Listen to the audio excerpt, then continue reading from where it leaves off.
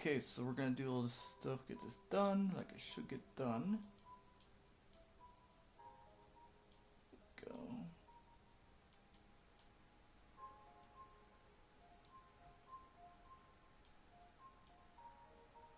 Go, stuff going. Okay, so I'm going to this one.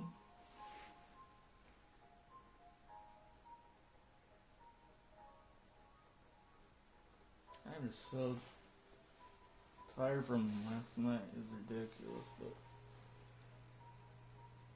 sometimes getting these stars, I didn't think that they were pretty much like hard to get, but yeah, sometimes they're hard, but you know, it's all good.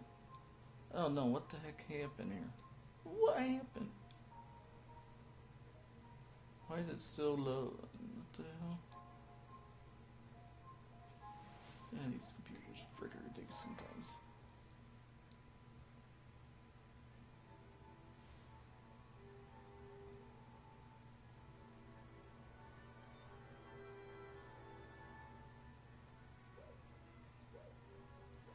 So now I gotta figure out like where the next stars are at, but now I figured out some of them, so yeah, it should be easy to get them now.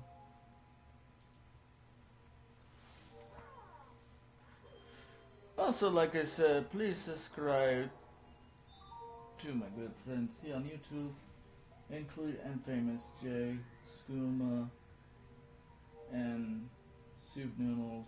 I don't know, I'm just so damn tired. I guess because, like I said, I've been up pretty much like almost 3 in the morning. It was ridiculous. But I want to get past this one part that involved a star or whatever, and it's like this race surfing thing was ridiculous. I finally got past it, but it was ridiculous. At least finally it's done. Now I don't have to worry about it anymore.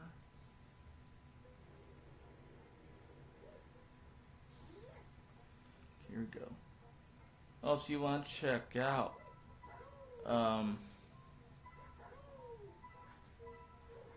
wait a minute. I'm gonna go. Oh yeah. That's the only thing that sucks about doing like this. I have to change the color of my TV again. I do that too, because I need to change the color of my TV. It's really bad. It's really bad. I need to change the color. Go to mode. Go to brightness. So I can see what I'm doing, you know? As I can't see what I'm doing. Okay, that's better. A little better. Okay. So yeah. Also check out my good friends that are live right now. Let's see who is live right now. So my good friend Skooma 2310 is live. One of my other good friends is also live too.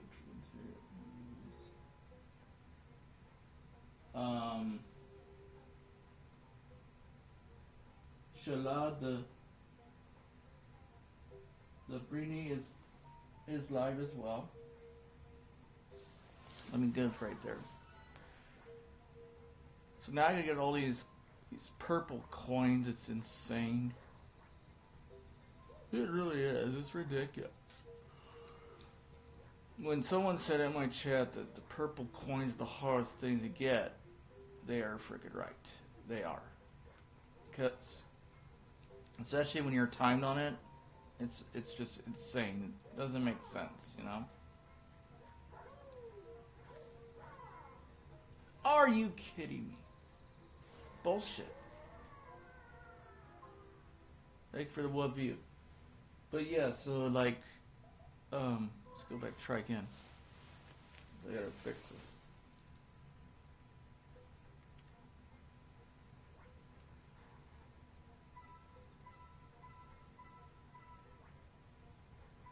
I don't know why I'm just so...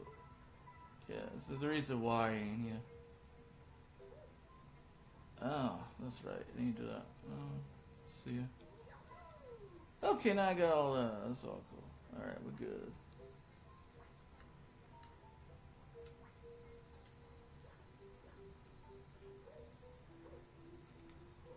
Alright, here we go. What the fuck? No, this way.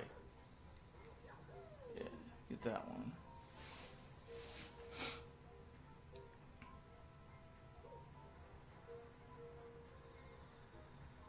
Okay, you gotta go around this fountain, I guess. It's ridiculous. Oh boy.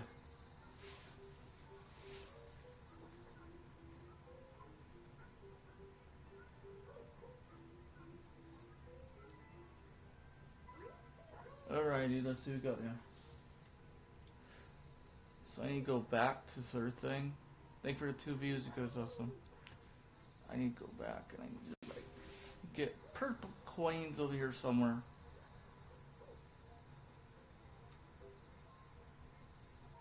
I probably should have ended this when I did, because yeah, it's kind of getting to the point where it's like,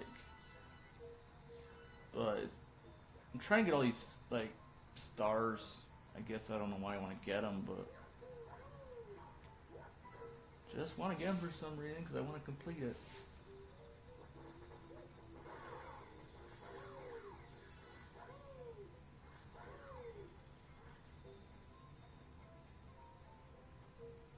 Okay, here we go. Let's see. Let's go here.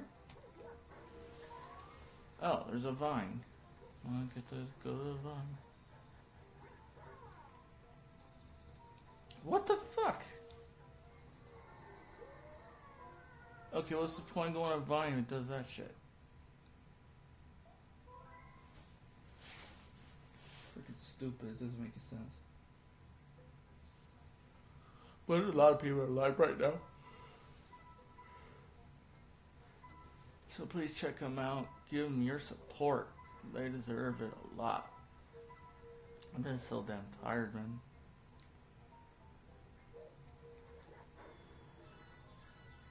Ah, fuck.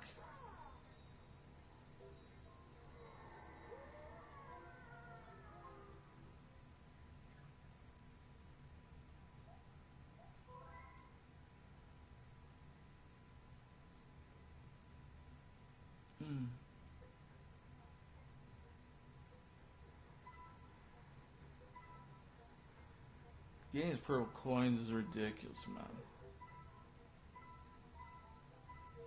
It's like, yeah.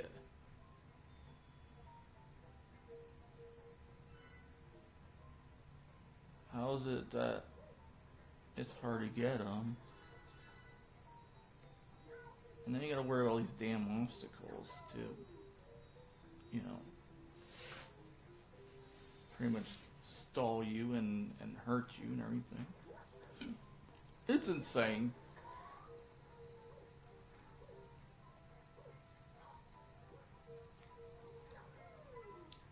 Okay.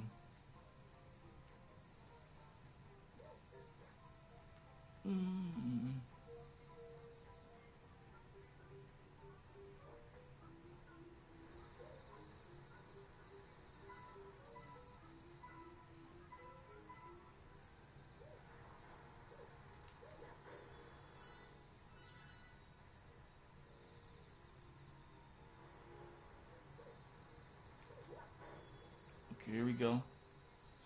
Thank you for the one person watching. Oh, come on.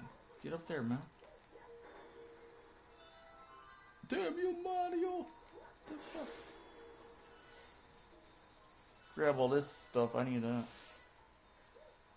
Oh, come on. Yeah, that's right. I was gonna get that one.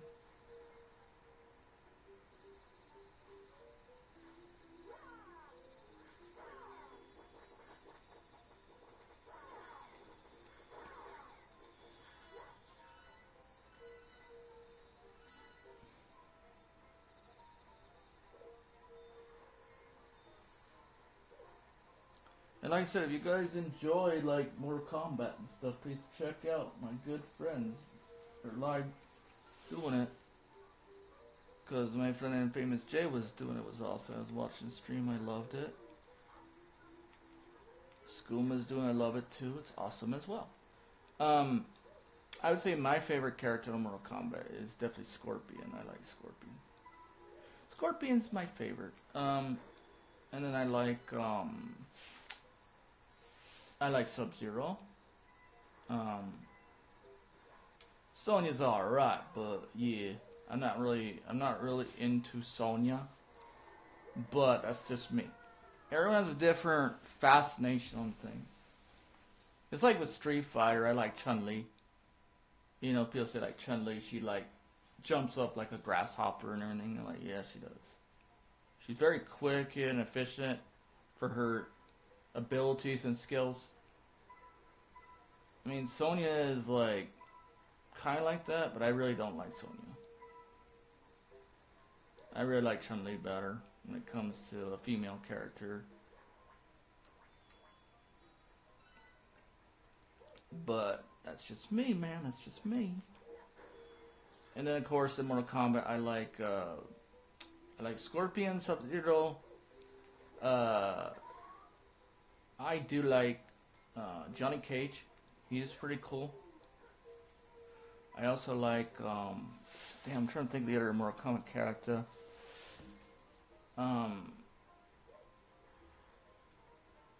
Liu Kane's pretty good. You know, sometimes, yeah, it's like, I don't like those kicks and stuff. But it's like I said, everyone has their fascinations with what they like, you know. I pretty much have, like, played all the Mortal Kombats except for the newer ones. Like, I played, like, what's that one, like, for the 64? Mythology and stuff, I played all that, yeah. I played Mortal Kombat 1, 2, and 3, and played 4. Oh, no, you gotta be kidding me. I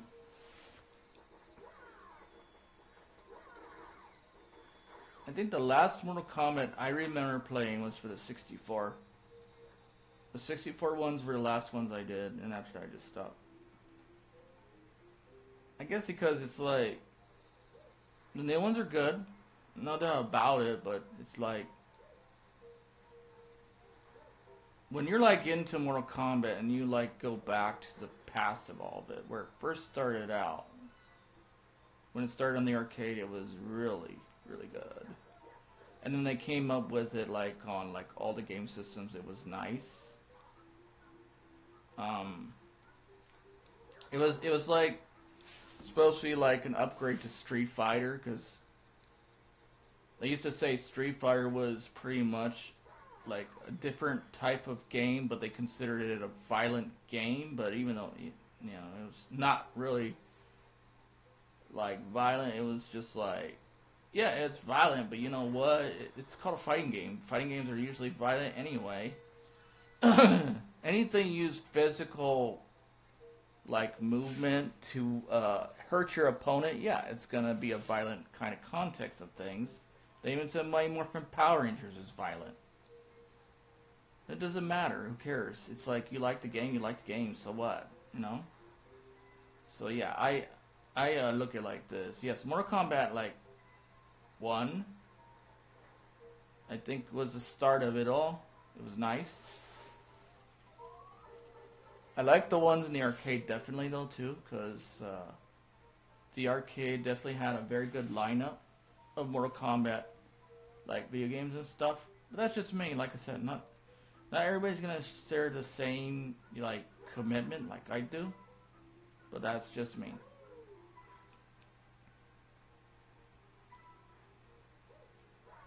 Oh no, you gotta be kidding me. So yeah, that's what I look at it.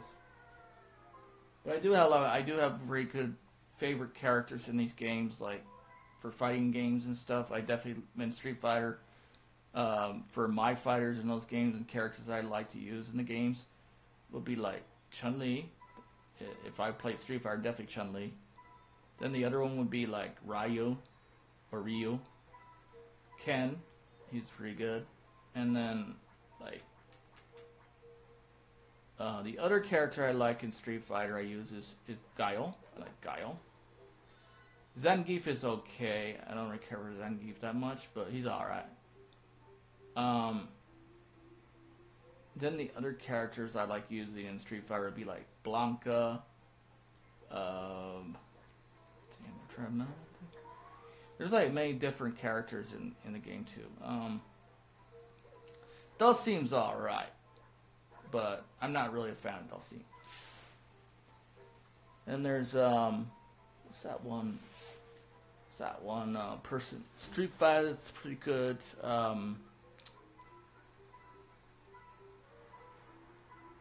Mr. Bison. He's pretty cool. Let's see what else. Ihana, yeah, he's alright. I don't really care for Ihana. He's kind of like, yeah. Not one of my favorite characters in the game, but he's alright.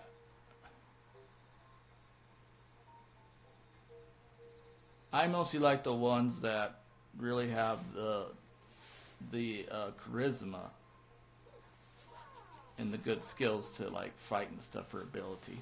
That's what I like. But it's like I said, everybody has their different, understandings for that type of stuff. Like, that's just me. Not everybody's gonna share the same thing, Everybody has a different kind of context of how they would view the game. But really, Mortal Kombat's extent, I would say, like, definitely the best characters I would say I love in that game would be Scorpion, Sub-Zero.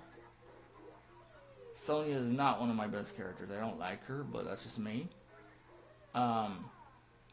Katana is okay. I like her. And then there's another character I do like in the game.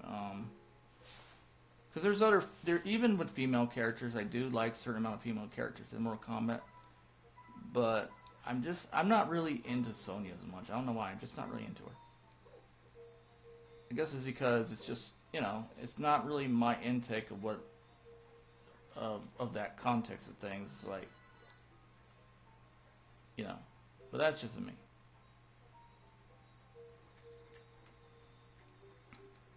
I mean, and again, there's nothing wrong with the new ones that they came out with.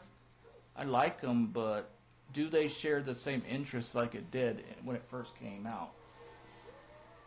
In some way they do, and in some way they don't. Like, okay, it's fine if Jason Voorhees and all that. It's cool, but it's like, what does Jason Voorhees have to do with Mortal Kombat? Right? But it's like I said, whenever I played Mortal Kombat, it was just about just fighting these different people from different realms and stuff, and that's what it's all about. But yeah, people say, well, why don't you like the new ones that much? It's like I said, the new ones are alright, but I like the originals better. I'm more a person that likes more of the original stuff, but again, everybody has their own intake of what they like.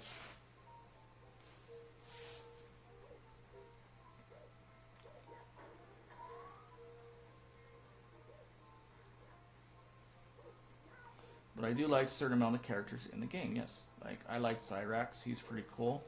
I like Sector, he's pretty cool. But those came, like, I believe, for those characters, they came in when they had Mortal Kombat 2. Striker, he's pretty good. I like Striker. Nightwolf is pretty awesome. Those are definitely from Mortal Kombat 2 and 3.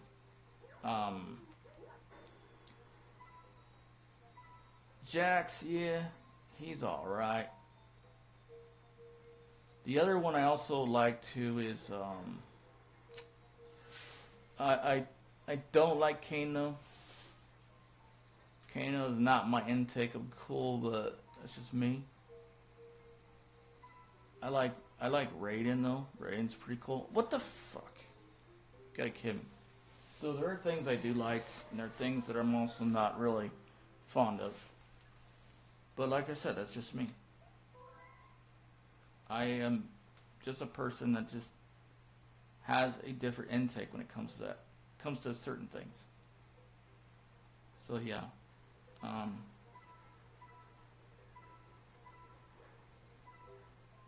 But I do like certain Mortal Kombat video games. Yes, I do. Actually, I like Mortal Kombat 1, 3, and 4. I do like the one with Sub-Zero. for the 64. That was pretty good. I think the one that really stood out of all of them is definitely Mortal Kombat 1 and 2. We have Reptile. That's the first time you ever heard of the character Reptile and stuff. They put those in Mortal Kombat 2 and stuff like. Because in Mortal Kombat 1 you had Kano, you had Sonya, you had Sub-Zero, you had Scorpion, you had Johnny Cage, you have Shang Tsung or Shang Tsung. People would say to me like Shang Tsung was like pretty much crazy, as in it's crazy how he can change into all these different characters, but like my friend and famous Jay was saying,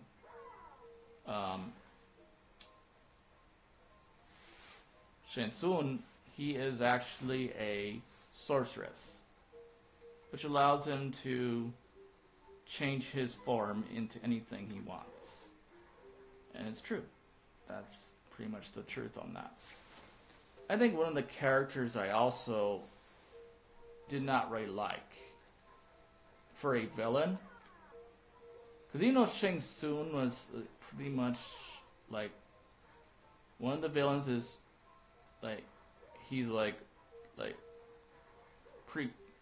pretty intense with what he does, but and sometimes yes, I noticed that when you're fighting Shang Tsung and he cheats a lot because it's programmed to know your moves and everything to what you're going to do. So yeah, I agree, he cheats a lot. But yeah, that's just common knowledge. But I don't like oh wait. I don't like Goro, I think. Goro's just freaking ridiculous. He's one of the worst ones to be a villain in the game. I don't like him.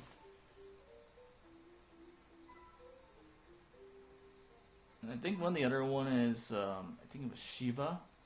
Yeah, I don't like her either. She sucks. But like I said, everybody has their interest in what they like. Everybody's going to share the same understanding on things. And that's okay because that's normal. But that's just me. People say, well, you know. So like which. And then they'll definitely say, but which character is definitely the best in Mortal Kombat when it comes to Mortal Kombat 1. I would say if you want to look at the best character in Mortal Kombat 1, Scorpion, definitely. Because that, I agree with that. Did you also know too, when they first made the Mortal Kombat video game, they used real people for that, by the way. They used real people. They would take them in a studio, put them on green screen, and then film them, put it in the computer system to make it look like, you know, they're doing all these things and fighting and stuff, because they are, but from what I understand, when they were doing the exact filming of it, they were on a green screen and they would shoot them just like they said, just fighting, like just nothing, but then they put it all together and it looks like they're actually fighting an opponent. So yeah, pretty much how that worked.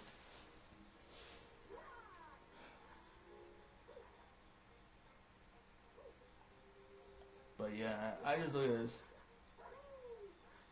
That's the other thing that also made Mortal Kombat pretty cool too, because like that was probably one of the first games that's a fighter game that would deal with real people that actually would fight. Because Street Fighter, they weren't real people. The people they used in Street Fighter were just created you know, from design, um, in development. But Mortal Kombat was special for its understanding they used real life people to actually be in the game. That's what I found amazing about the whole entire series of Mortal Kombat was it was definitely a lot different than Street Fighter. And what I mean by that is it's like it was different than Street Fighter because like I said, it was the first game that involved real people. Street Fighter did not involve real people. But it still was a good game too because it involved a good set of characters that were all from different regions of the world. Mortal Kombat involved different characters involved in different realms of the world. So there you go. It's an interesting factor to understand both things. But yeah, pretty much that's what I would say. Thank you for 3PL watching, by the way. Thank you for watching. We got 20 views. Thank you for watching. But yeah, so that's the way I look at it. It's like, yeah, so Mortal Kombat, like, yeah, it was cool. And then, of course, you had Killer Instinct. Killer Instinct was pretty cool. I think with Killer Instinct, they did the same thing. They involved a certain amount of people in there that were real. And they used their images, just like they did with Mortal Kombat. And that's what really made them both interesting in some way. The one I thought that was very ridiculous about is like, when they made Killer Instinct like gold and stuff, or whatever, or Killer Instinct 2, Killer Instinct was good when they made the first one. I liked the first one, but when they started remaking it and made it for the 64, and then they made, you know, because it was in the arcade at first, if I remember correctly. It was in the arcade, and it was also for the Super Nintendo and stuff. It was cool. But then when they remade it again, and they tried to make it into a virtual sequence of it, it wasn't bad. I mean, it was nice, but I still like the original. Like they say, the originals are always going to be the best. You can never replace any original with something new. It's always going to be like this. The originals are always going to be best, but the new are very interesting, yes. So, that's the way I look at it as. And it's like, yeah. So, I think of it as like,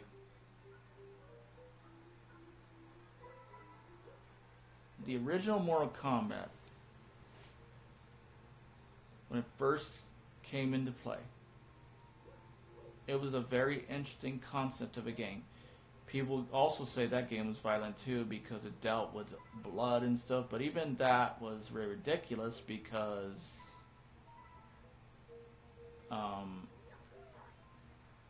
it's like, so what if it involved any blood? I mean, it's like, it's a fighting game. Yes, you're going to have blood in it. You're going to have violence in it because it's fighting, man. And then I think the one thing that I think Nintendo did that was really good when they came up with Super Smash Brothers. That was the first time you had like Nintendo video game characters versus each other. You never had that ever. And it was supposed to be a competition to Street Fighter and Mortal Kombat and stuff. Then people ask this question, but does it win on the account when it comes to that? And I would say, when it comes to that, like, Smash Bros. Is good. Because it was called Super Smash Bros., by the way, when it came on 64. And then they came with all these other different Smash Bros. And it was nice. Like I said, it was nice. And then after a while, the idea starts to die out because you can only do so much with what you got after a while. But when it first came out for the 64, it was just amazing. Everybody was just like, yeah, this is a good game. And then they came up with it on the GameCube. It was nice. And then the Wii, it was really good. Then they came up with it on the Wii U. It's like, yeah, it's still good. And then they came with the Switch. It was great. But like I said, I'll say it again. Whenever you compare an original to the exact new one, does it change the factor of the interest of the idea of the game? And I say, not necessarily. Because it's like, you know, the original always will be the best. That's what I will tell you. Nothing replaces the original for what it is. When Smash Bros. First came out for the 64, it was always one of the best fighting games, which involved all the Nintendo characters. Because that's the thing I don't think Sony ever did. Sony never did that where they had a character like fight each other. And that's where Nintendo was very, very competitive on that, because they had something different that no one else had at that time. Just like, okay, I remember when Resident Evil came out, and like my friend and famous Jay said, they were for the Resident Evil. Also, wasn't just for Sony. It was actually for the it was for the Saturn, and it's for the PC. But yeah, that's where it first came out on, was like, I think he said it was a Saturn because it was on the Saturn. And then they like put on Sony PlayStation. And then it came out after that on the like for the GameCube as a remake.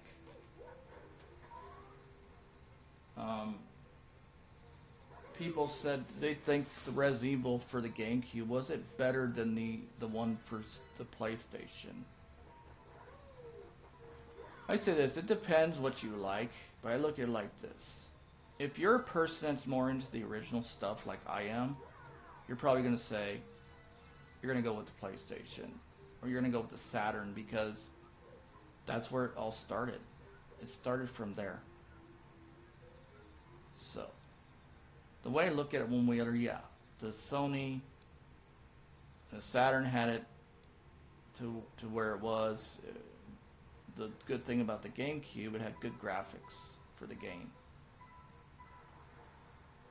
They improved the graphics, and that's what made it really good. But if I want to look at the original, it definitely would be like to the Saturn and the Sony. I also remember when they made like Resident Evil 2 for the 64,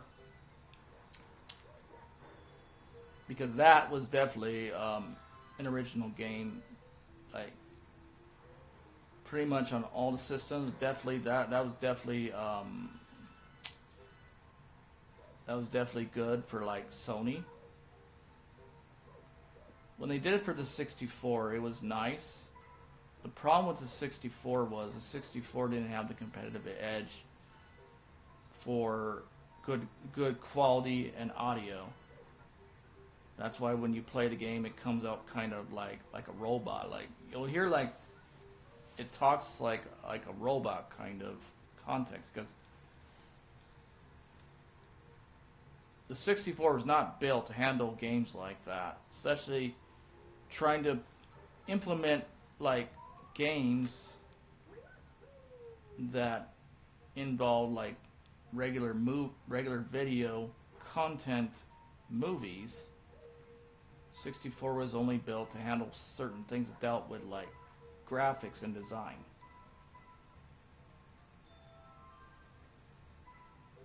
Still was nice to have it on the 64. I liked it. I liked it on the 64, but no. Is it still better on Sony and everywhere else, and PC and Saturn or whatever? Definitely it's better on any of those systems, but the 64 one was good. Because if you had it on a cartridge, it was nice because you didn't have to do it with a CD anymore, which was really good. But again, the 64 cartridge can only do certain things. It can't. It's like they say a CD and a cartridge have a certain aspect, okay? Like a CD, like they say, can dang it. A CD can save the data, a cartridge can hold the data. Even with a cartridge that can hold data, which is really good, the cartridge also has limited abilities to actually save all the data in the information. That's why, like I said, Resident Evil, like okay, let's say this, the graphics on Resident Evil 2 are a little bit more improved for the 64 than they were on the Sony, right? But when it comes to the video clips and the way that goes into aspect, those I would say pretty much those were just not that, it wasn't that good when it comes to the video clips. The graphics were a little better, yes, they were definitely improved, especially with the expansion pack. But some people can say, well, it wasn't really different, it still looked the same. It did in some way, but the resolution was kind of improved. Now, it's kind of like if you compare like things with what's it called, the Switch and everything right now, like and you say, well, is the Switch better, or the Switch 2 better when it comes to, when they remade Final Fantasy, when it comes to the fact that it was already remade on the Sony again? Is it better on the Switch 2, or is it better on the new PlayStation system? I think it's better on the new PlayStation system, but it's still pretty cool to have it on the Switch 2, definitely. But that's just my opinion on it. And then people say, well, it doesn't have any problems with anything else. Well, I look at it like this. I think the problem it has for the Switch 2 is its lags. And it lags because the system was not built to handle that type of stuff. And it's hard to tell anybody that, because it's like, yeah, they'll say, no, that doesn't make sense. It doesn't make sense, but if you think about it, it's like I said, if you take 64 and you take Resident Evil 2, and you try to put that on a 64 system and a 64-bit cartridge, does it work in some way? It does work in some way, but it doesn't work all the way. As in the gameplay, it definitely did look better. The video clips came out okay a little bit smooth, but still, the audio's not that good.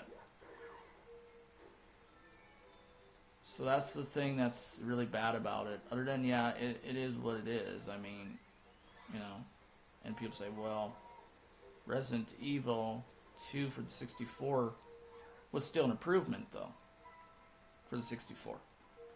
I think it was an improvement for the idea when they put it on the 64 system, because nobody knew that could happen, really. Nobody knew, like, oh, so how can Nintendo put that on a 64-bit system with a cartridge? It doesn't make sense. Well, if you're talking about the gameplay, you can put the gameplay in there, and I'm sure Nintendo could come up with other ideas too. They could have put Dino Crisis on the 64 too. At the same time, it's just the video quality would not look good. I think that's the thing that lags with everything. It's not just the quality of things. It's the idea they're trying to incorporate this kind of understanding that, oh, well, if it's on Nintendo, it's going to be better. It's going to be better. Again, it's still good. Don't get me wrong, it's still good, but is it actually a big improvement for Nintendo to actually do that? I still think it was at its time. But you can tell when you look at a game, and you can see when it lacks, because you can see where the animation doesn't go well. So that's the one good thing. There's also the one bad thing about this, the whole point of the systematics of things. But yeah, that's what I look at it as. So, if I want to look at Nintendo and say, yeah, is it an improvement for what they did when they made that happen on that time? In some way it was. I thought it was.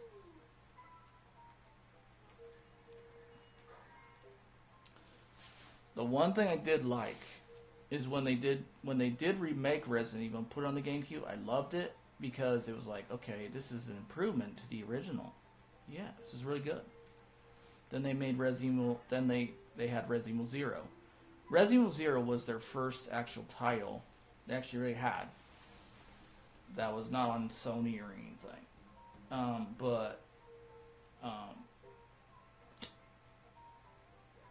Even at that, you know, yeah, like, I did like the idea of how they try to improve on things, but you can only improve on so much. Thank you for 21 views, guys, are awesome. So it's like, you're not going to be able to totally improve on everything, but you can only do so much what you've got. And people say, well, if you think about it, didn't Nintendo do a better job than Sony when it comes to the remake of Resident Evil? Well, like I said, if you want to talk about that, you got to go back to Sega Saturn, because it was on Sega Saturn before it went like on the PlayStation, and then you had on the PC too. But if you want to compare it to those, as in graphics, yes, the graphics are really good. And I think that's where they have success for the Resident Evil for GameCube, was that graphics were good. But at the same time, even though the graphics were good, which they were, does it change the aspect of the original that was there? In some way it does, because the enhancement of it, but it had a little bit more different stuff to the story of it, and that was really good. But no, definitely the original is still better. Like they say, you can't place an original with something that's not exactly the original. But the new thing that can be put into place, it can be represented as a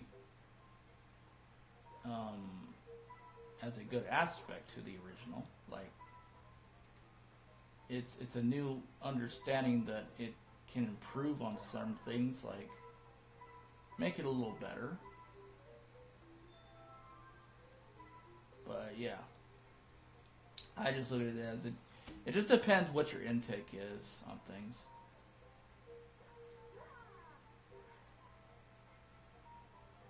It's like I said, not everybody's gonna like the same stuff, and that's good. It shouldn't be like everyone has to like the same thing.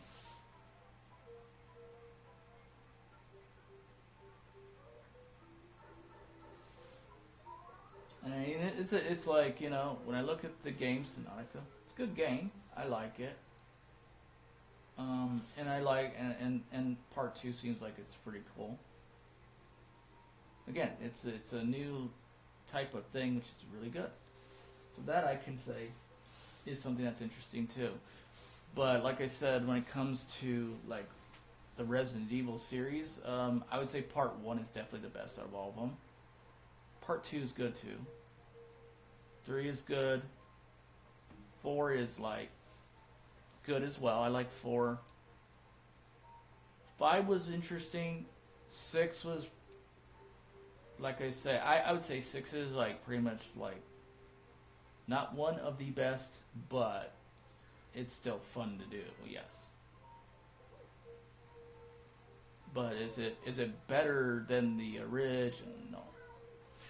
No, definitely not. Nothing's better than the original. Even if you put like all these remakes into place and you say, well, it looks like it's improved though because, you know, this and that. Yeah, it's improved, but does it follow the same story to where it was? Or does it not? Some people would say, well, wasn't Resident Evil 0 kind of short when it comes to the idea of the gaming? Yes, it was short. Now, the other thing that people need to understand, if you do Resident Evil 0 on hard, it takes longer to beat the game. Unless you really know what you're doing when it comes to your strategy and that performance, then you should be able to beat the game easy. If you don't, then yeah, you're going to be stuck pretty much trying to figure it out. The one thing you always got to learn is that when you play something on a hard difficulty with Resident Evil, you got to make certain to conserve a lot of your ammo and your health as best you can. Otherwise, if you don't have enough of all that, you pretty much lose in the end. Damn, this is hard. So I gotta find all these purple coins again. So yeah, the whole point is that if you're gonna take an original and try to get it with a new one, an original is always gonna be the best because that's where the story was told, was by the original, the way it was.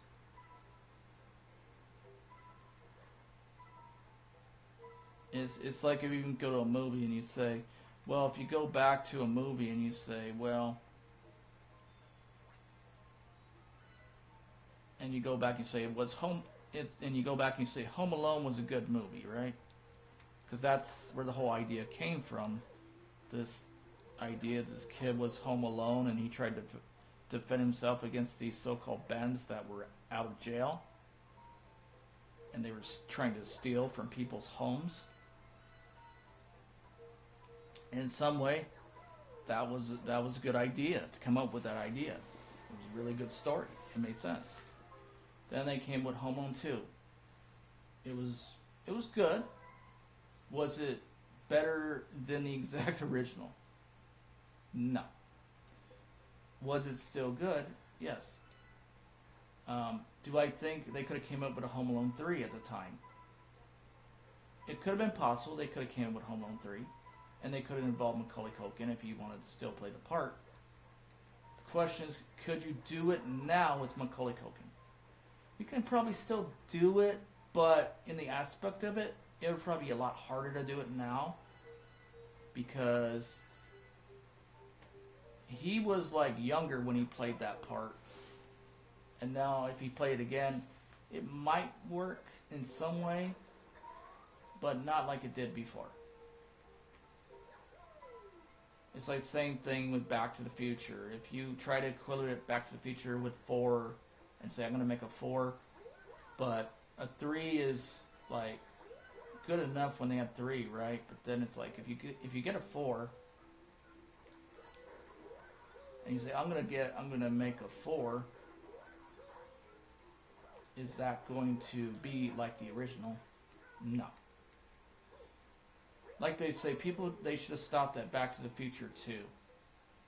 That probably would have been one of the better ideas. Or even after 3, it should have ended.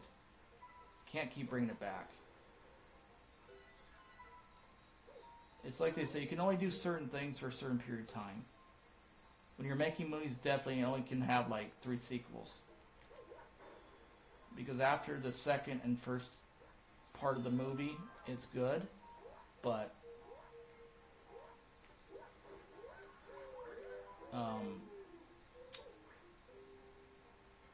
I would say definitely you want to go with like a 1, 2, and a 3, and that's good enough.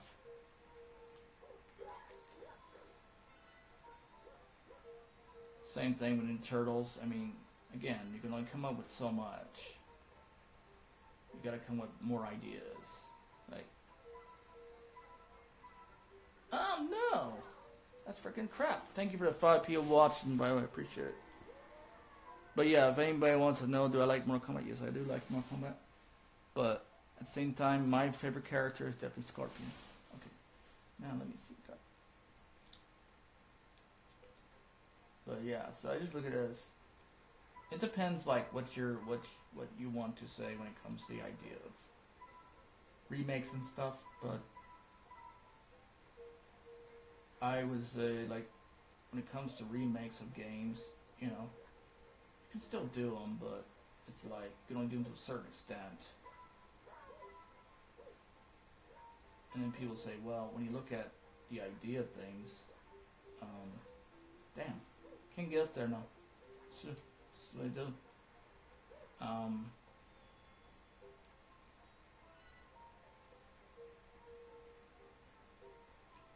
The ones that you continue with more often is the ones that don't have numbers on them. So if you don't have numbers on them, you can always continue to keep doing the same thing. The ones that do have numbers on them, you know, it's usually better to go with 3. You have the first part of that interest of the movie, the story. Then you do the second part of the story of that movie, and then the third. But usually you want to stop around 3 or 2 when you do sequels. Because if you're going to do like more than just one, then it doesn't make sense. But like I said, everybody has a different concept of this. And not everybody shares the same accordance. But that's the way I look at this. Just like Goonies. Goonies is a good movie. I like the Goonies. Do I think they'd come up with another Goonies? It's possible they can, but again, it just depends how they're going to tell the story. I think the one thing that made Beetlejuice really good when they came up with the sequel, the reason why I think it did well is because, for one, they never made a part 2. Ever. And the other thing is, they had the original cast. It made sense, and you can still do another story with it because you only did 1. Now you can do it too. Is it possible they can make a 3 with Beetlejuice? They could probably make a 3, maybe, because 2 did do pretty good. So yeah, you can get away with a 3 now. And that's it. Probably after that, once you do a 3, I think it's over. Because now you already told the whole story, it's done. It's like they say, you can only do certain things to certain times on that point. I think also the reason why Jurassic Park continued is because they didn't necessarily use numbers in there either. They used like the numbers on like the second one and the third. But it's funny how they never used it with the first one. They didn't say like Jurassic Park Part 1 or whatever. They just said Jurassic Park. That's it. And then when they came with the other ones like Jurassic World, it's pretty good. Even Part 3 was good, but do I think they could still do Jurassic stuff again? They could probably still do it, but they really do need to come up with more stories on it to figure out how they're going to make it different. I think the one that really was not that good was The Lost World. That one was just not that good. That was horrible. Everybody, I think, said that was really bad. It was one of the bad ones in Jurassic Park, definitely. I mean, yeah, it was cool to see the T-Rex in San Diego, right? It was nice to see something different for a change, right? But why the heck would you have a T-Rex in San Diego? That's kind of stupid, don't you think? But then again, that was pretty nice to have that because in the original Jurassic Park, you never saw the dinosaurs get off the island, right? So I guess in some way that was pretty cool because this is the first time you see the dinosaurs actually not on the island, and they're off the island, and now they're in like some different region now. They're not on the island anymore. But I would say Um, the interesting thing about Jurassic Park, the second one, which was the Jurassic Park Lost World, um, what I did like about it, I like how they did have a certain amount of the original cast in that one too. Like, they had that same guy that played John Hammond. He was really good, and they had what's the other? They had the kids in there of John Hammond, and that was cool too. And that was exciting. I think when it comes to like Malcolm in there as a character. Again, I don't really like Malcolm either. He's not really one of the best characters in Jurassic Park, but he was the funniest. He was the funny guy. I mean, he always made some funny jokes about the whole point of everything. But I think one of the best characters in Jurassic Park was Dr. Grant, Dr. Sattler. She was good. I also liked I liked the one that played Mr. Arnold. He was pretty cool, and that was, I believe, Samuel L. Jackson. He was a really good actor to play that part, to play the character of Mr. Arnold. And then there was another character that I liked in Jurassic Park, and that was Robert Muldoon. He was the one that was like a hired animal hunter. He would, but at the same time, he was hired to, pretty much take down, like, the raptors and stuff. I did like that guy. He's pretty cool. But like I said, everybody likes something different. But those are the things I did like. Those are the characters I did like in Jurassic Park. But, yeah.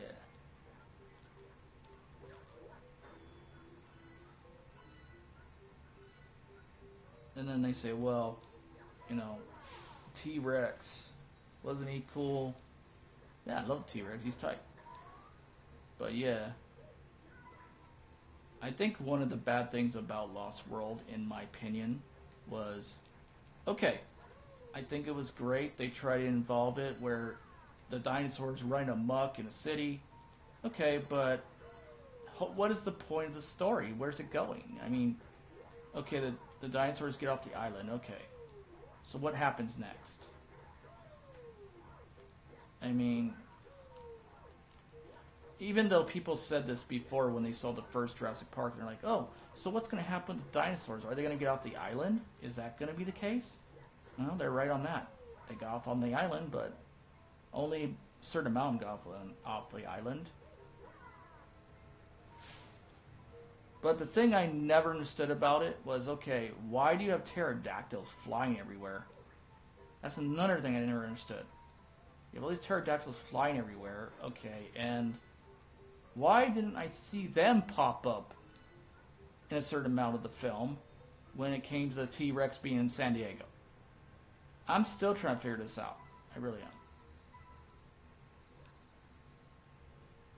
So that's why I don't see where the connection is.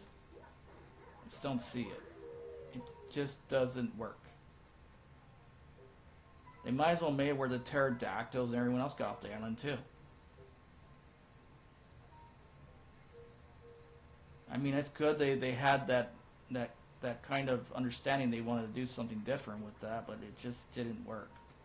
And then 3, it was good, but was it better than like the first and the second one? I would say 3 is more comparable to a little bit of 1 than, and somewhat 2, but more 1, which is interesting. But what I liked about 3 is they involved Dr. Grant finally. They should have put him in part 2, by the way. They should have put him in Lost World as well. I think that's really what could have helped the story even more. Because he was pretty much the outcome of the story as well. They left him out. But like I said, I'll say it again. I do like the original, always. But again, 3 is good. Is it better than the first one? Definitely not. It's like I said, you gotta look at it from the aspect of how the story was told. That's how it works.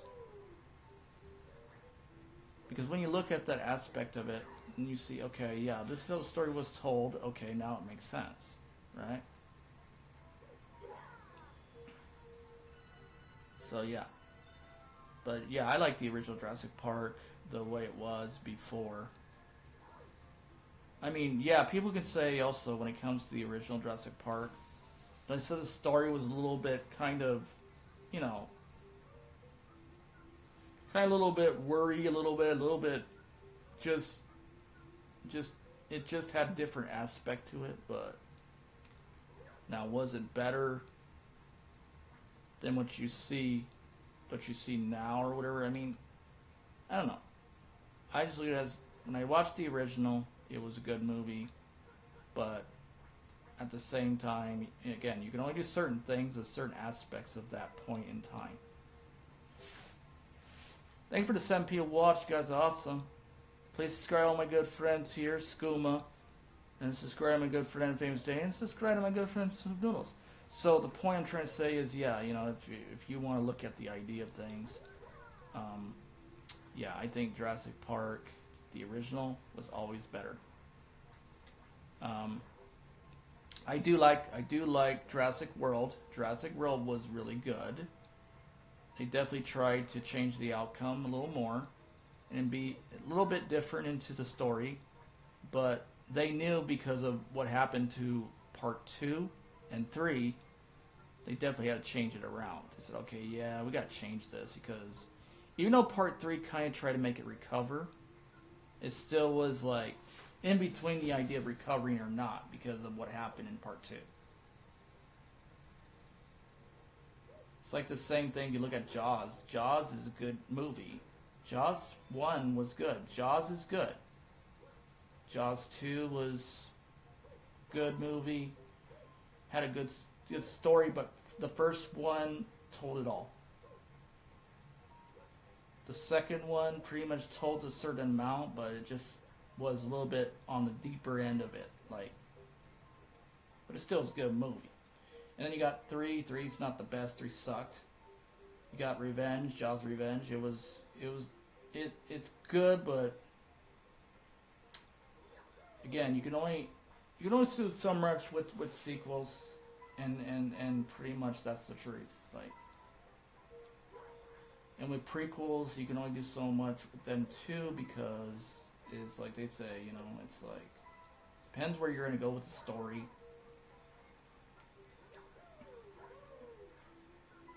It's like when I look at RoboCop. RoboCop 1, the movie was good. I like RoboCop 1. I like RoboCop 2. It was pretty good. 3 sucked. And people say, well, why would you say 3 sucked? Because 3 was definitely not RoboCop. Although what I did like about RoboCop 3 was it did involve a different set of storyline. Again, which is good. They try to change the story around again, which is nice, but does it really beat the original as in the way the story was told? Definitely not. Definitely not. But I like how they made it where it was about these gangs. They want to take over the city, and you know, it was. And then you would think the cops were supposed to be there to protect the civilians, and they were not in that story. They were there to take over the entire city and run it into, oh man, a total like, this stupid thing. This is ridiculous. How come I can't get back up? Can't get back up. There it is. So yeah, I like the original RoboCop, but 2 was good, but definitely 1 was the best. So like I say, you always look at the first and the second ones, and you say, yeah, those are good. Enough.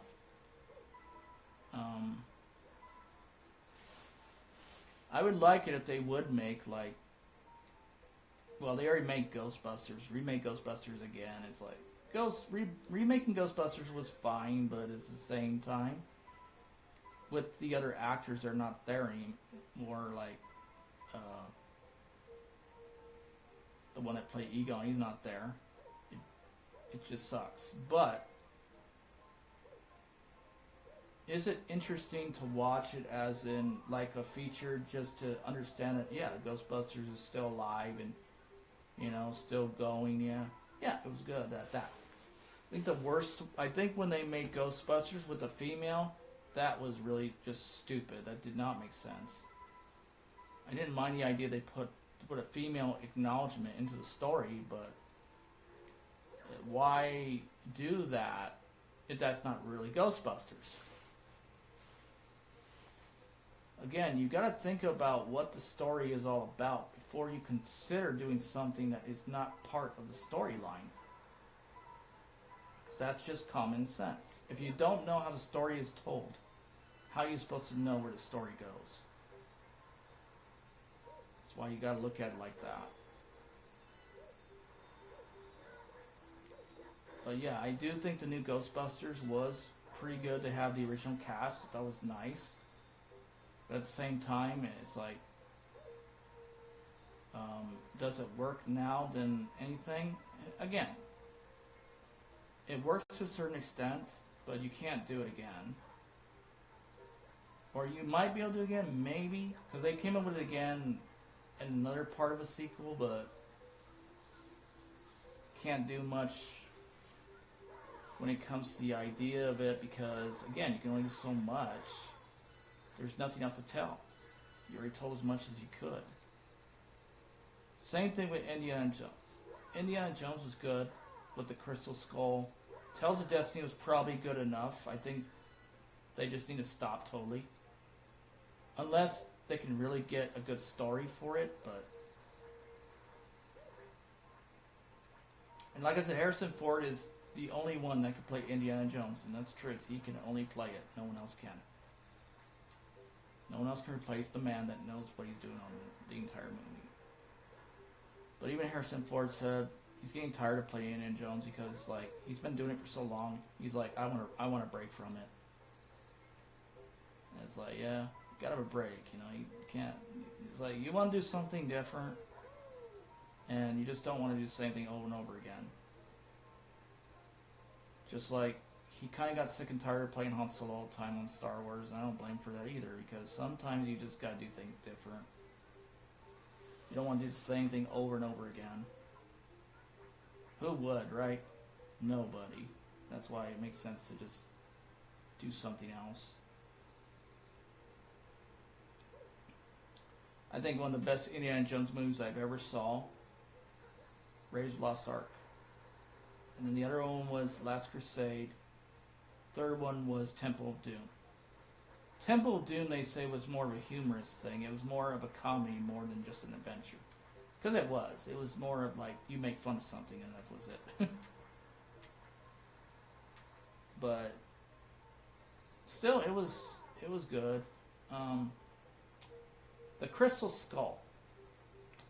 Was it better, the Crystal Skull, when it comes to the idea of things? The Crystal Skull was good, but at the same time, you would think they would have stopped with Crystal Skull, you know? Because that's as good as you're going to get with Indiana Jones, you know? But then they did the Tales of Destiny. It's like, yeah, I think now they need to stop. There's not much you can do with it now. You already told as much as you could with the story. And now the story's been said that, okay, this is what the story is all about. Boom. Okay, now what are you going to do differently? What are you going to do different? So let's say they came with Back to the Future 4. Would it work if you come up with Back to the Future 4? Possibility Back to the Future 4 would work. Maybe. The problem with that is you got to have Michael J. Fox to play Marty again, and I don't know if he wants to do that anymore, considerably, because he's done playing Marty. Although, yes, Michael J. Fox did play a good character in that film.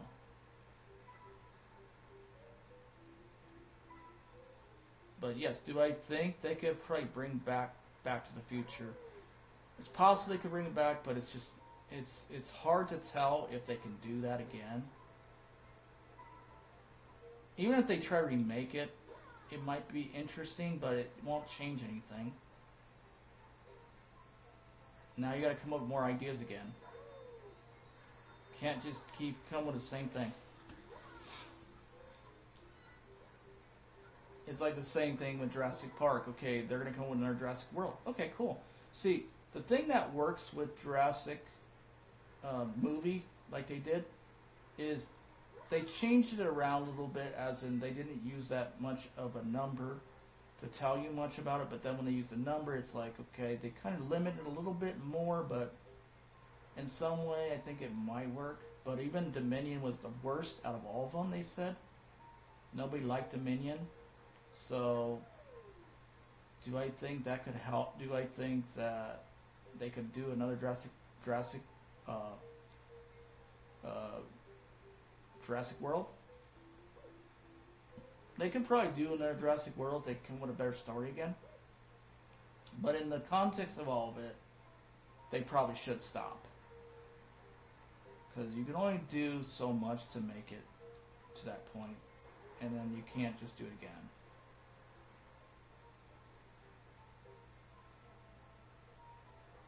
Now, let's ask this question about Minecraft. Can they do a sequel to Minecraft? They could probably do a sequel to Minecraft because they already did a one, so they can probably get away with it too. Because like they say, when you make your first movie, you can always make a second one. Because the first one does good, now you can make your second one. Your second one should do well, you can make a third one. Then after that, you probably are not going to be able to do it again. Unless the third one made a lot more money, maybe. But at the same time, it just depends. But every time you think about it, the third way of making a movie, it means that you got to stop. Because if you're going to make a third movie, you already pretty much could tell everyone the idea of what you put into every part of these movies. It's done. Story is told already.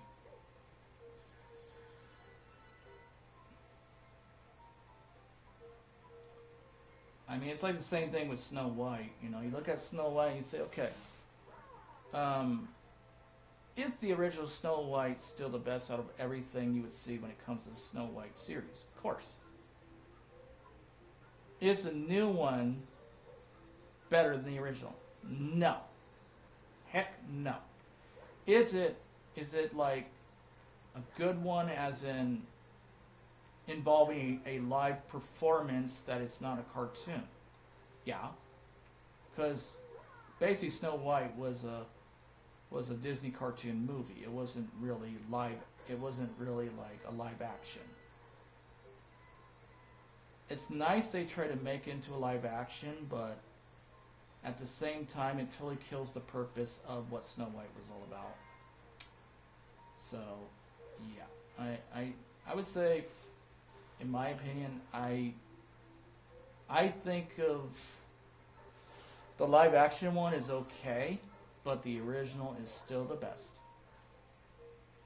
It's like the same thing with Dumbo. If you take Dumbo and you try to say, okay, I'm going to make Dumbo into a live action, it's good, but is it better than what I saw in the original?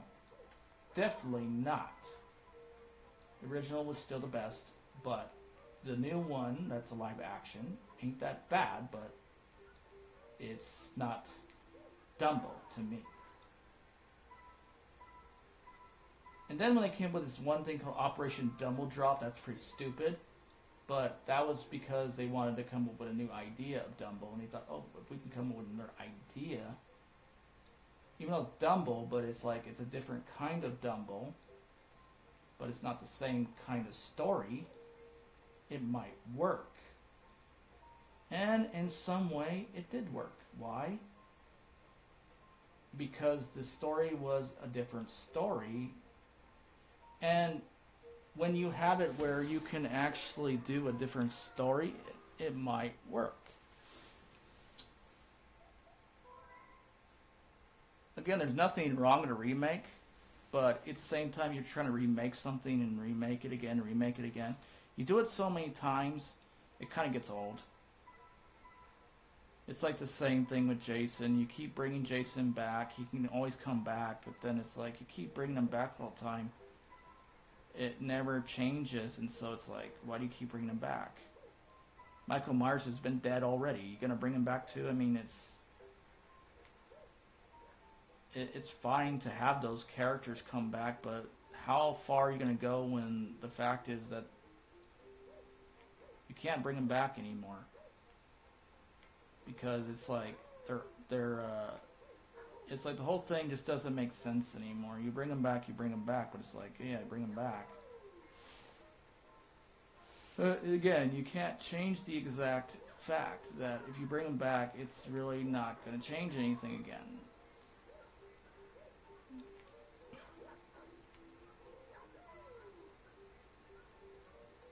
It's like when they came up with the movie Toys with Robin Williams. Good movie. Not one of his best movies, but it was still funny.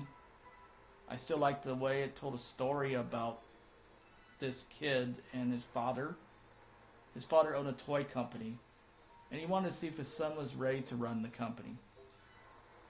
And his son wasn't ready, he figures, so he would leave it up to his brother to probably take over the company. Even though the son would still have a little bit more persuasive understanding with the company, he was not ready to take charge of it. So then that's why the brother would try to take over the company, because he understood the commitment to responsibility for the company. The problem is, his brother was more into the idea of a different kind of understanding when it comes to toys. His brother wanted more of a war reaction to toys instead of just the interest of the excitement and fun reaction to toys. The son wanted it where you can have the fun reaction of the idea of toys, which is his brother or whatever. Because, I don't know, I guess the whole point of the story is that it was interesting to see a person that wanted to make certain that a company that makes toys was just for making people excited and having it where people can enjoy their lifestyle with great toys that involve fun and great action. And of course his brother wanted to do more than just that. He wanted to make toys that are so advanced to the point where you can use them as war weapons. And of course, the brother didn't like that at all. He said, no, you don't do that to the toys. That's not what they're supposed to be built to do. You don't use them for war machines. You don't use them to use them for the military to start a war, because his brother, of course, was in the military, so...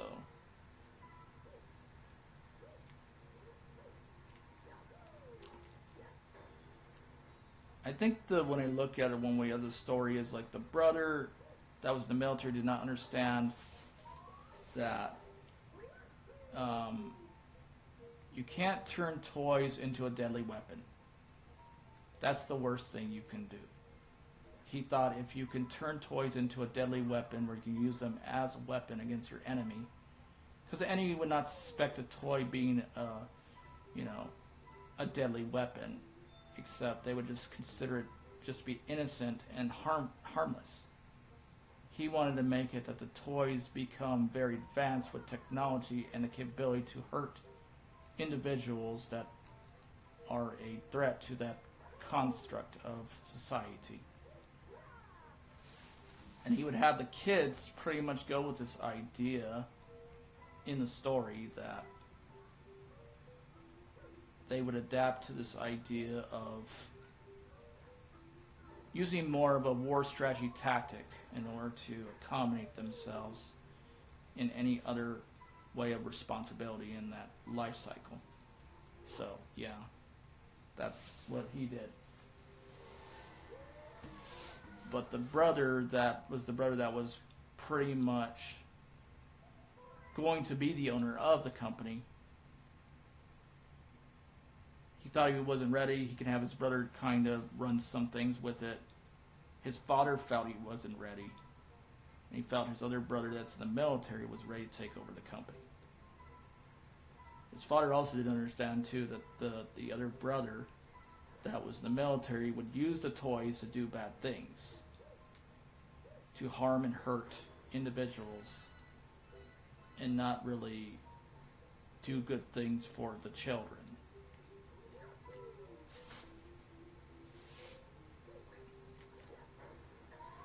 They both had different personalities as in characters in the movie, but one had a personality that said, toys are mostly built to bring laughter and enjoyment.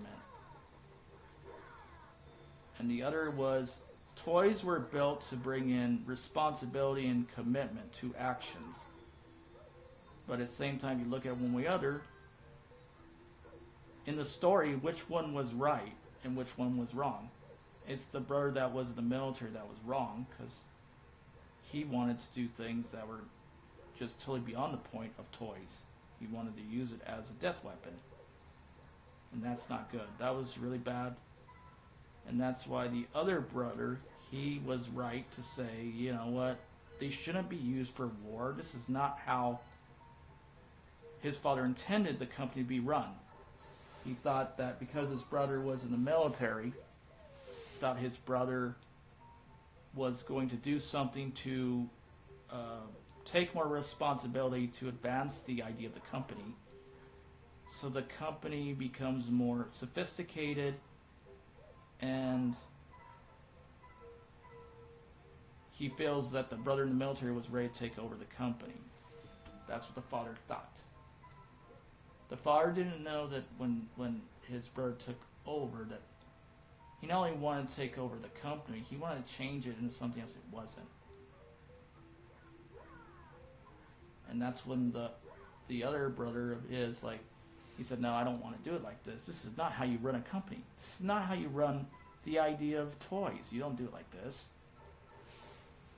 Toys is about excitement. It's about keeping the joy of children, and you don't go beyond that point to create death machines and war machines. Right. So the other brother was right. The one in the military was not right. Even though at the same time, yes, the one in the military did understand responsibility, but he lived up to too much to the point where he wanted to just totally take over the company and make it into something it's not. So that's really where it came to when it came to the story.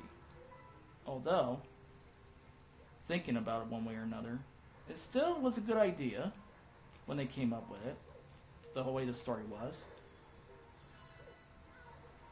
But like I said, do I think it's one of Robin Williams' best films that he ever did? No. Definitely not one of his best films, but it still was a nice film to watch, yes. I still liked it. It told a good story, but at the same time, it still was like, well, where was the story going to go? I mean, and then they were talking about they were probably going to make a Toys 2. No. I don't think that'd work.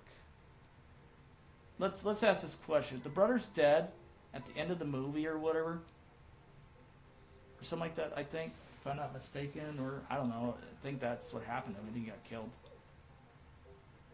How would you make a part 2 of that? No. Unless he had another cousin that took over, and then the cousin was supposed to be a different aspect to the story, and then he did a certain thing the brother would do. Okay, yeah, maybe. But no. I don't think they would come up with a Toys 2. I don't think it'd work. Toys was good enough. Even with that, you can't bring it back again.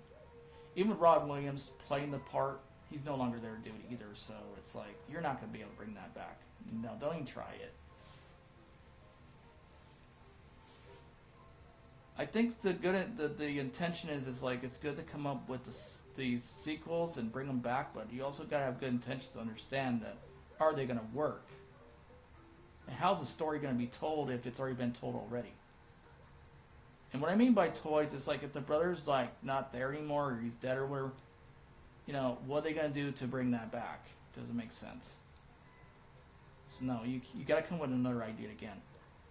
But yes, toys was an interesting aspect and an idea of a story. But now you got to come up with something else again,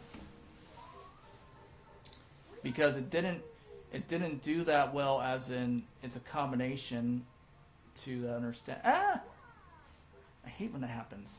I really do. I hate when that happens. So yeah, so that's why I look at it as good movie, but the intentions are you can't bring it back again. There's just no way. The whole story's over. The company belongs to the brother. The brother took hold of the company.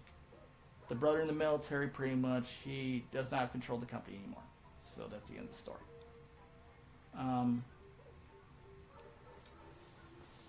Although I'm sure they can make another movie relating to that, just call it a different title or something, but they really need to come up with a better story after this too, because they already told the story as it is.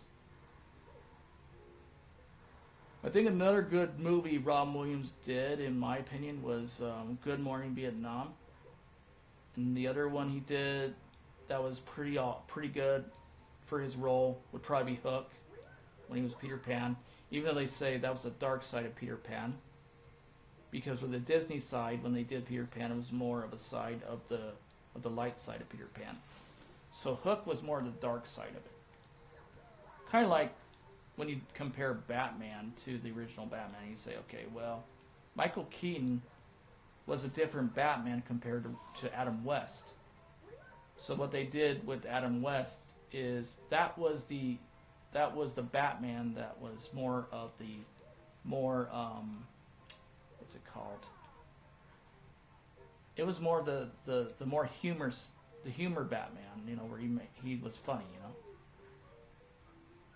And then of course with Michael Keaton they made it more of a dark kind of picture of Batman, like as in Tim Burton's it was more of a dark kind of story of Batman.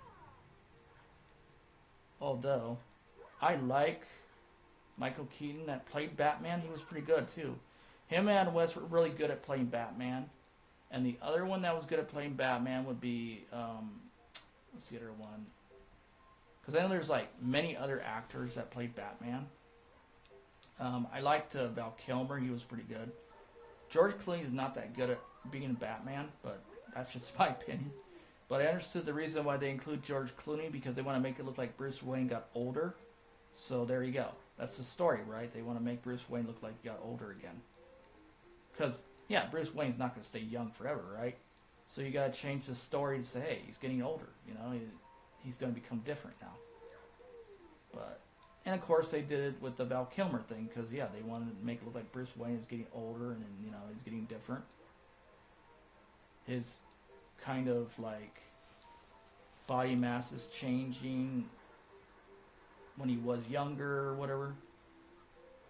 So yeah, I get that.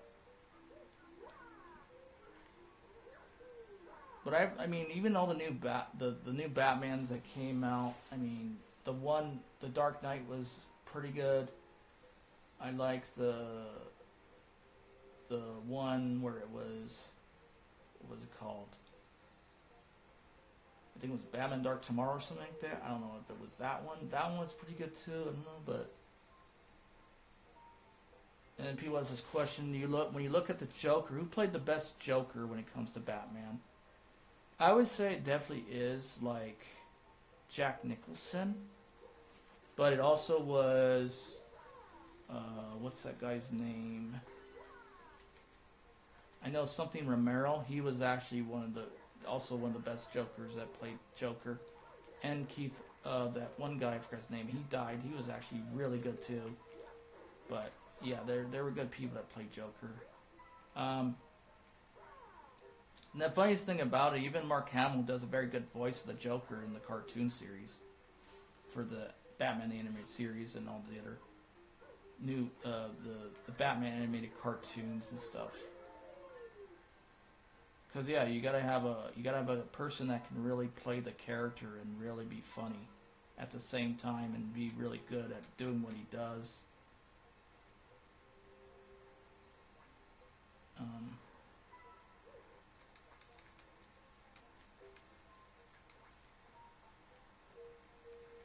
And then you look at the cartoons and you look at the original cartoons of Batman and you say, okay, what about Batman and the super, the Super Friends and all that? Yeah, it's a pretty good cartoon, right? But it's like,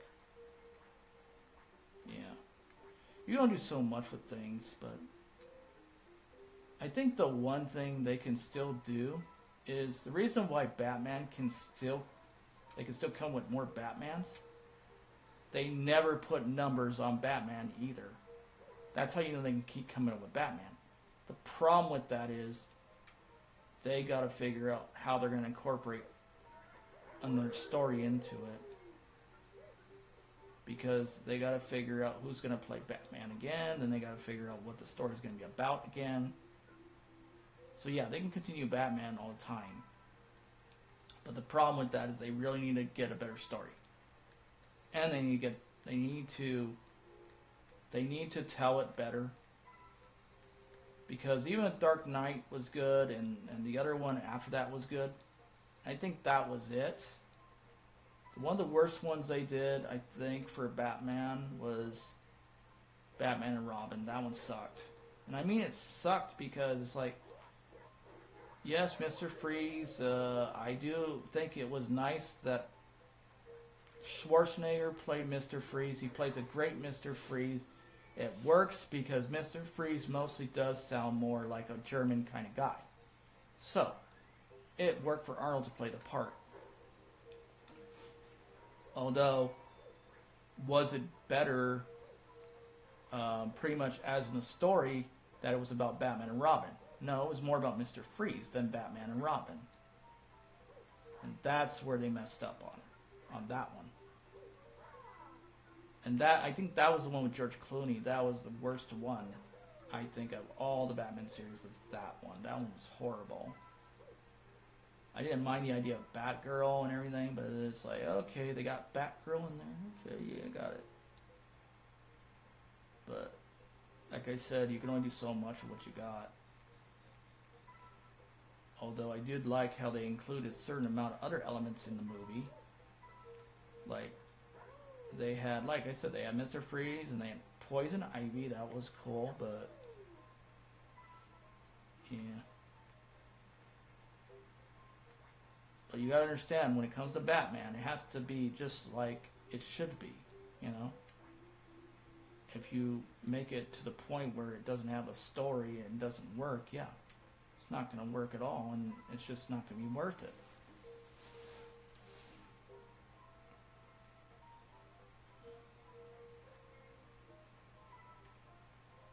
That's probably why you could say I'm more of an originalist, because I like original things. But even though I'm very original on things, I also think of it as common sense. Because you need to be able to tell the story on things. If you don't tell the story on things where it actually has an aspect to things, there's no point in having a story. It just doesn't work. If you don't have a story to tell what the character should do, then the story doesn't exist. It just doesn't. Even though people say, well, but why? Because you gotta be able to know where you're gonna go from that point on with the story. Otherwise, it's not gonna go anywhere. That's why when I do my Mad Video Gamer stuff, I always try to see what I can do to tell the story, so it kind of actually goes with the aspect of the show. Otherwise, there is no story to it. It's just going to be dumb.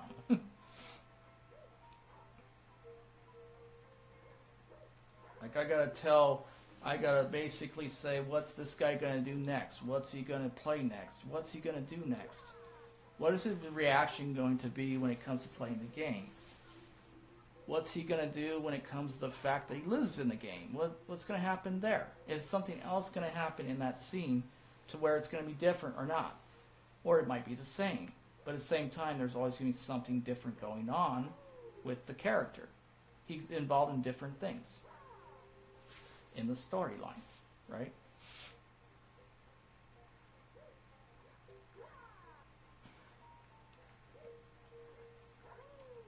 Damn, this thing is ridiculous, man. I cannot believe this. Are you kidding me? Can't jump that.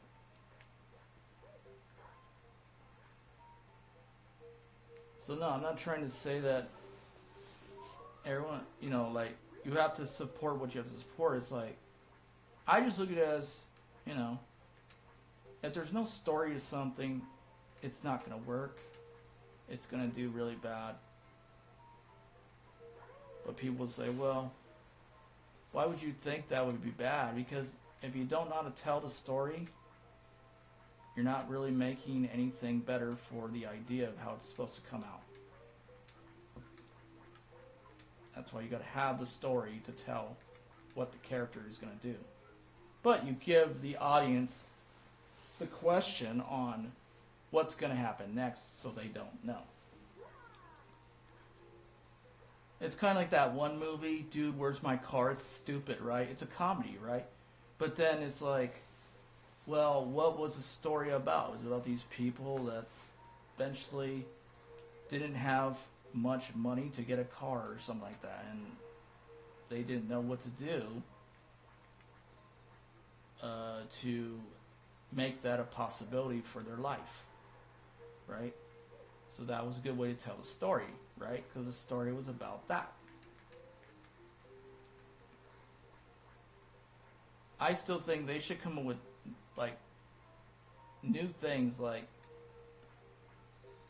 I think if they even want to tell a story about Pocahontas, they can do that too. That could be a great movie they can come up with, involving, you know, the idea of the British and everything, and make it interesting, and make it, you know, I want to see a great story. I want to see a great outcome.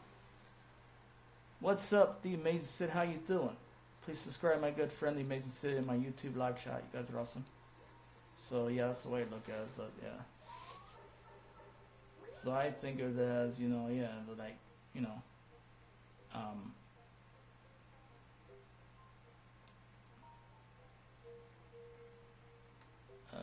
let's see, what are they gonna do? I don't know. This is where I got up, right? Did I get it? I don't know. I'm just so tired out, man, because of what happened last night. Because I was like playing this game, and I was trying to get past this one level with the racing and stuff, and that was crazy. I kept dying so many times. It was ridiculous. I could never get past it, and finally, after like, I don't know how many tries I did, probably like 20 or 30 tries, I finally got past it. It was ridiculous. And that was keeping everybody up night. It was keeping everybody like pretty much awake all night for that one. And I really apologize to make people stay up for that. They didn't have to stay up for that, but I really appreciate them watching that what I was doing over there. Thank you for the 13 people watch. Thank you for the 12 people watch. Thank you for the 51 views. Please check out all my good friends here on YouTube. Check out Skooma. He's live right now playing Mortal Kombat. There you go. And also, if you like Subnautica, check out my good friend Soup Noodles and Famous Jay, because they were also playing Subnautica. Check all that out. That's awesome. But yeah, I just look at it as like, I don't know. I would say the one thing I think is interesting right now that's going to come out, it might be Toy Story again. Even though I think they should stop Toy Story, because they already came up with 2 and 3, and I think they should stop, but I guess you can make a 4. But we'll see how that works. It might not work. It might work, maybe. And then people ask this question: what do you think about the Super Mario Galaxy movie? That's gonna look pretty good, I'm sure of that. It's like the one where they've made the one of Super Mario Bros. Then we know it's pretty good too, no doubt about it. It's good to have ideas like that. That's good. And then I think they should make a Zelda movie. That would be pretty cool. And I think they should make a Castlevania movie. That would be pretty neat too. But at the same time, like they say, even with video games, you also got to think of the aspect of all of it, because if you're just going to make a movie based on the video games, it's like, well, how's that going to be interesting if you already know what happens in the whole entire game, and how, for a movie it just won't work, right? That's why they had to change Resident Evil's storyline. Because like, okay, well, we're going to make a Resident Evil movie, but we can't make it totally like the game. Otherwise, people already know what's going to happen. It's going to be like kind of dumb and boring. So that's why they changed the story on it.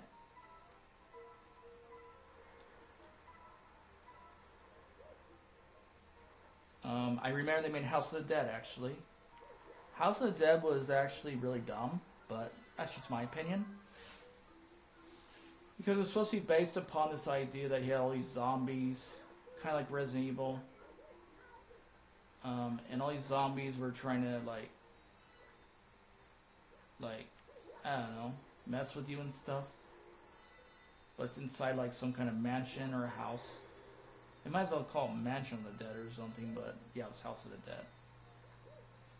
So all these zombies were involved in a certain area that's a living environment that involved a house or whatever that you were in, and then these zombies would pop up with axes and stuff, and yeah, that was from the game. That was like from the game on Sega Genesis or Sega. But on the other hand, was the Resident Evil movie better than House of the Dead? Oh yes, definitely 100%, definitely 100%. Because House of the Dead was just so bad. Nobody wanted to see it after when they watched it. They're like, this is just so horrible. I do not want to watch this ever again because it's so bad. They could have done a lot better with the story. They didn't do a damn thing. And a lot of people were disgusted by it because they're like, this is just so bad. Why didn't they just make a better story for this? This is just stupid. They made it more like a Matrix kind of thing. And they did, because when it came to, I mean, get it, if you go back to the Sega game, yeah, the zombies kind of, do a little bit of a different movement and everything, but they don't like jump with all these, what's it called, the different slow motion effects and all that. That's stupid. I mean, Matrix is good for that, but this ain't Matrix. This is supposed to be House of the Dead. House of the Dead is supposed to involve zombies. You're not in the Matrix. And even Matrix was a good movie the first time. It was good. The second one was pretty good. Third one, it didn't really take that much intake. Because again, you can only do so much for these ideas. Then you gotta come up with more ideas again. You gotta keep coming up with more new ideas. Otherwise, it just doesn't work. So that's what I would say. But yeah, thank you for the 13 people watching. I appreciate it. You guys are awesome. Please subscribe to all my awesome friends here on YouTube. You guys are awesome too. I love you guys. But yeah, so what's this all about? I don't know what that's all about. So yeah, that's all I'm saying is like,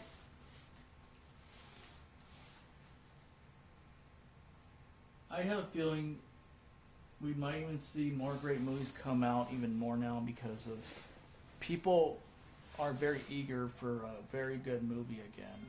And I am too. I want a good movie. The thing I did like is when they came up with the sequel for Beetlejuice, that was really good. Because they stuck to a good story. I enjoyed it. It was really good. Did I just start? Actually, I did start pretty much around somewhere around 12 o'clock. But yeah, yeah, you could say pretty much I just started out with the stream right now.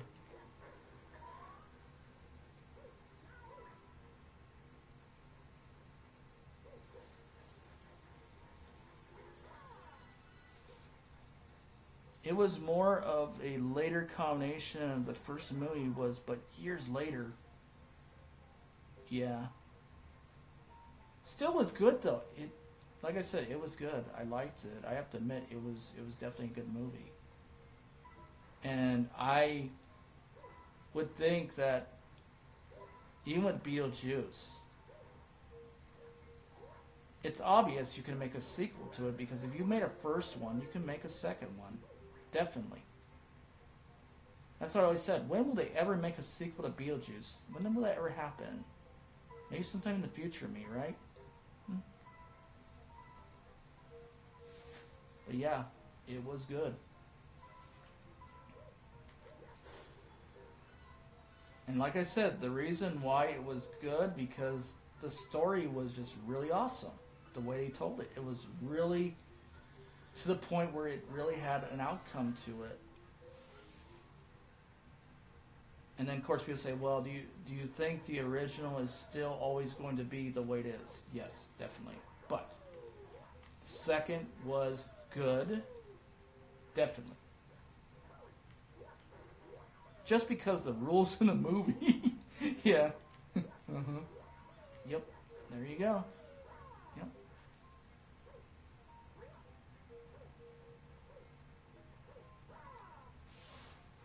And then and again, Michael Keaton definitely plays a good Beetlejuice. He's really good at the character he plays. It's really awesome. And like I said, he does play a good Batman as well. And I think they did bring him back for another Batman cameo in, I think it was, I don't know if it was Justice League or something like that, when they made a movie Justice League and it showed Batman in that scene. I don't know. But yes, he does play good Batman as well. So did Adam West. Adam West definitely did a great job playing Batman. But again, the way that's just the way I look at it. The actors that played that part, it's very good. The first will never change, neither will the second. Right, the first will never change, or the second. You're right, man. That's true. Okay, here we go. Now, I would ask this question. Could they make another Short Circuit? Possibly they could, but they already made a part 2. So if they already made a part 2, they could probably make a part 3, and I think that would be it for Short Circuit. Number 5. Number Johnny 5. Do I think it will be a trilogy? Oh, yeah. She was at my... Oh, yeah, I saw. I got you, man. Yeah.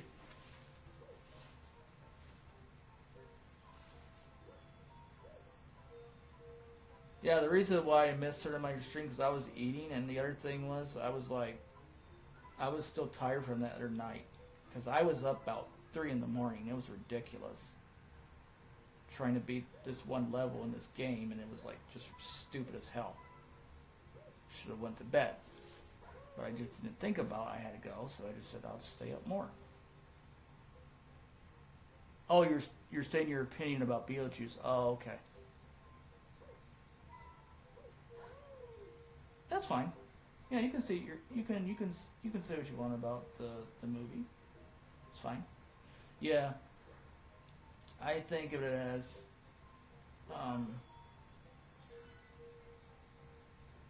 it's great that they had the original cast too for the Beetlejuice for part 2. I think that was good.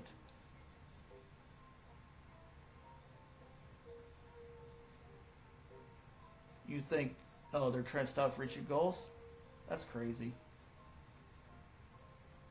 Well, you're already reaching your goals, man. I already saw your videos. They're doing really well. Got a lot of great views on them. You got a lot of people watching your live stream. You're doing really good. Keep it up, man. You're doing really good. Keep up the good work, man. Just like everyone here on YouTube, you guys are awesome too. You know, just keep doing what you're doing, and you know, don't let anything put you to the point where you're just gonna not do nothing, give up. Just keep going. And I know I still need to do my Mad Video Gamer series for Ninja Gaiden. I'm almost done with it, but I still need to put a little bit more into the story again. Both are dropping. Because they're taking my valid public watch hours and valid short views. Oh, I'm sorry, man. I'm sorry to hear that. Sucks. Well, don't let it get to you, man. You're still doing great. Just keep up good work. My subs are going up though. There you go. See, you got a lot of subs. Good job. See, you're doing great. If you get a lot of subs, that's very good, man. There you go. You know, stick with that bygone. There you go. You're doing great.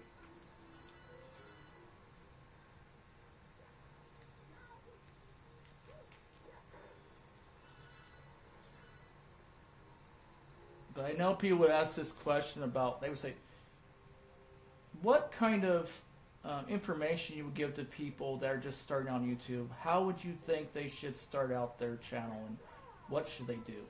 Well, whatever you like to do. It's up to you. What is your interest?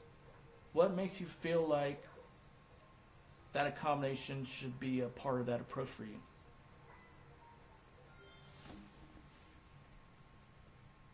Good.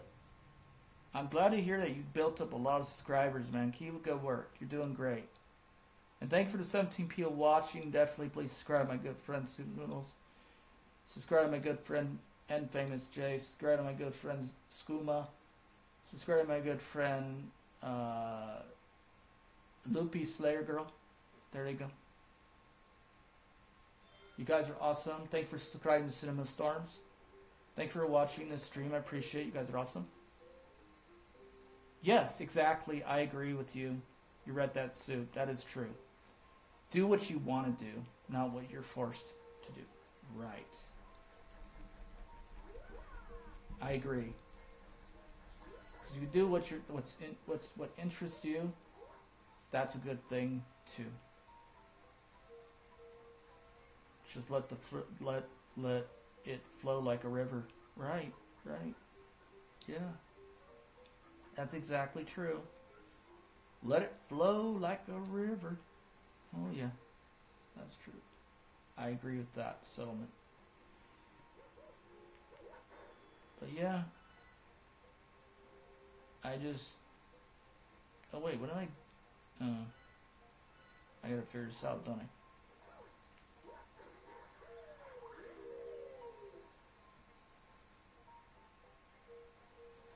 But yeah, so I just look at it as the. Oh, it got 49 coins.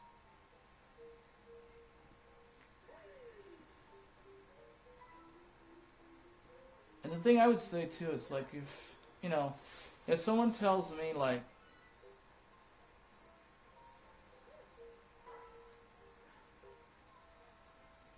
what is your most interesting aspect to being a content creator? Well, to present great content for you guys to watch, and it's entertaining. It makes you laugh. It makes you feel good. That's the most important thing, right? It's like a gift. It's a benefit to that doubt. So there you go. It's just common sense.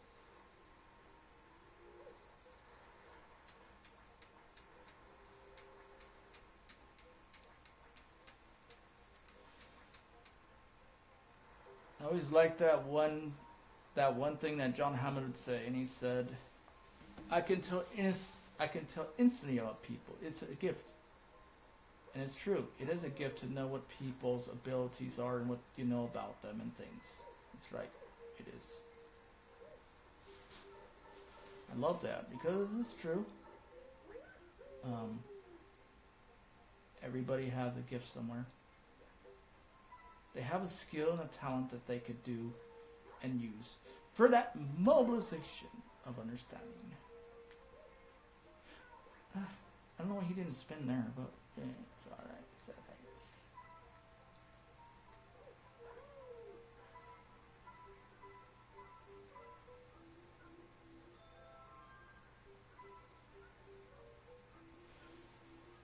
I also like that one thing that Doc Brown would say as the character, which Christopher Lloyd plays the character of Doc Brown, and he would say, as his character, he would say, you put your mind to, you can accomplish anything, right? Yes, you can. Even though that was just his character phrase, it is true, though. If you put your mind to it, you can accomplish anything. And that's what Marty would say. Who told you that? You did, Doc. Right, because Doc Brown would tell Marty that. Give him some confidence that you could never, ever doubt in your lifetime.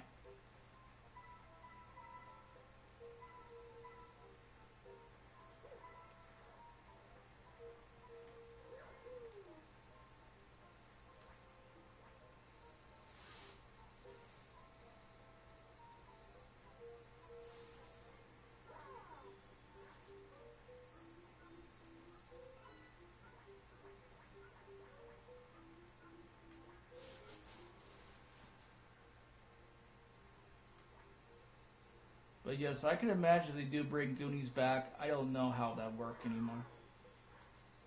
It would be like trying to bring back something that, I don't know. It just would not be the same without the original cast that was there. Like the one that played Mom Fratelli, she's not there anymore. So how are they going to replace her? Yeah, just can't. The one thing it's like but the thing is, like, I mean, even with Spaceballs, you don't have a certain amount of cast either. Yeah. Goonies is fine on its own. Yeah. Just can't bring it back anymore.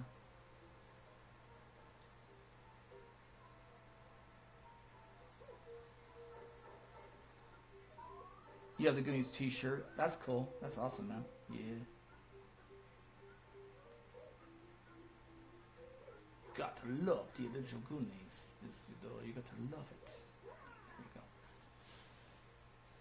I love the movie. Yeah. The original movie with the Goonies was good. I loved it too, man. It was a really good movie. I don't know. I don't see how they can pretty much bring it back anymore. It wouldn't work.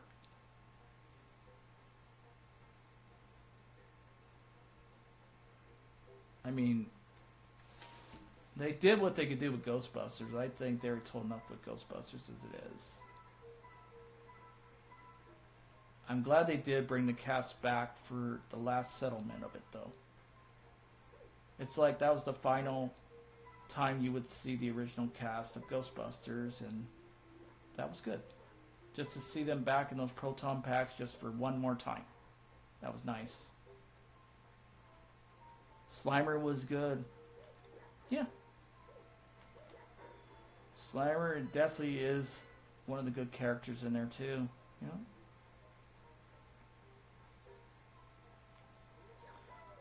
I'm also told they're talking about they might probably make, and I don't know if this is going to be the case, but they're talking about, as in a rumor, they might make another real Ghostbusters cartoon show. Now, if that's the case, that'll be nice, but at the same time, my question is, where are you going to go from it? Is it going to be the original people again?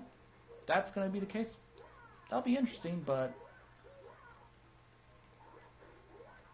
like I say, you know, it's a good thing to think about. Maybe I like the idea, but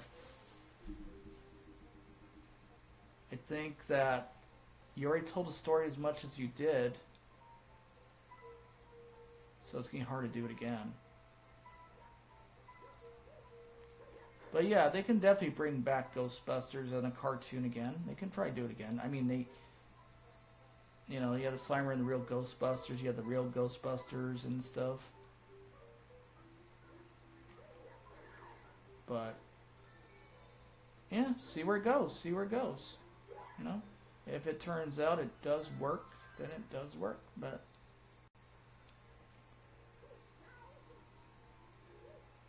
I guess it's like saying Thundercats. You bring back Thundercats and you thought it was going to work. Yeah, Thundercats did okay. But the original is better.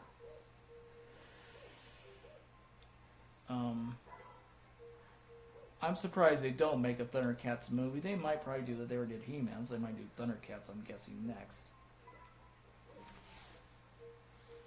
They made a Speed Racer movie, but even that was horrible. I mean, it might as well just be the cartoon that makes the aspect of just crazy humor, but yeah. Speed Racer, the cartoon, was really weird, but then again, it kind of made sense, the aspect of what it was. When they made it into a movie, it was just not that good. Just like when they tried to do Dragon Ball Z. They tried to make that into a movie, and that turned out to be a total bad movie. That was horrible. They made Final Fantasy into a movie. That turned out to be okay, but it wasn't that good. But I'm sure they could probably do better on making better movies for those films. But at least with Final Fantasy, they used the original, computer-generated graphics with the AI, and that was pretty interesting. And I think it's good they did make it into a movie, because the first time you would see Final Fantasy in a movie, you would say, oh, that's pretty cool, because if you make a lot of games for it, you might as well make a movie of it. Right. The only problem with the movie was they just didn't have enough outcome to back it up. It was just not... It was like, okay, the story was not even there, but it's great how they involve the idea of the characters, at least from the game perspective, but it just doesn't work because they really didn't have a story to go with it, and I think that's why it didn't do that well.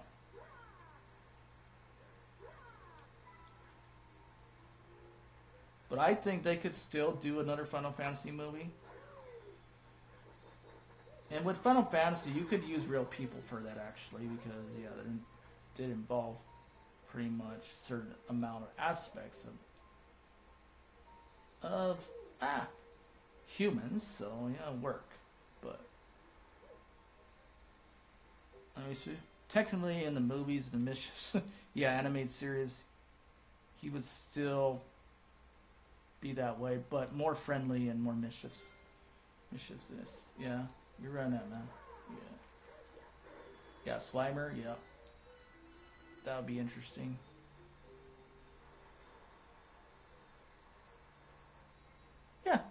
Yeah. I still think they could make another Final Fantasy movie. I think it's a possibility, but they just need to come with a better story for it. That's all. And Dragon Ball Z, to make that into a movie, they really need to come up with a better outline for that. That was really just horrible. I think they did the Airbender movie. They did that. And that wasn't too bad. That kind of did work. I'm surprised they don't make an Inuyasha movie. They might make that, maybe, too. I don't know. There are certain things they can make movies of that really work, I think. In a way, I do want to see a Zelda movie being made, but yeah, see where that goes. And I think if they would make a Castlevania movie, that would be pretty cool. Because I've seen people make fan-made videos or movies of Castlevania. So I think it's possible that they could make a Castlevania movie. They could probably do that, and fucking thing doesn't jump. I also like the fact they were making, they were talking about making George Jetson, the Jetsons. I think the Jetsons you could probably do a movie for, because you did Flintstones, so you might as well do Jetsons, I guess.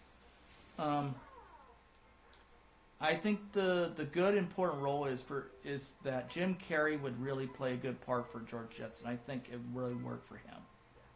Because if he's good at doing voices, he's good at doing the actions of the actor kind of sequences for those things, and personality-wise, he can do it. I think he could play good George Jetson. And then I think that it would be pretty interesting to see a George Jetson movie. I would want to see that too. But see when that happens. They say it might come out sometime later in the year. But again, these are just rumors.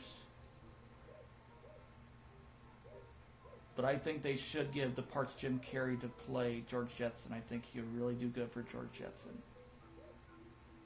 And yeah, they had Flintstones so many times. Like, they had it, I think it was like 3 movies for the Flintstones, or was it? No, it was 2. So it's like, yeah, they might as well make George Jetson. They might as well make the Jetsons, I guess. They might as well make, like, not just Jetsons, but, like, make all kinds of, like, different ones. They already made the Simpsons movie, good enough. Even if they made the Simpsons live action, it would not do that well. But it would be interesting, but Simpsons the movie was good enough. Somebody said, well, maybe they should make like a show about Mr. Burns and tell the story about him. It could be a possibility they could do that, actually. Because they don't tell that much of a story of Mr. Burns that much. But the other question is, where will that go, though, if you do that?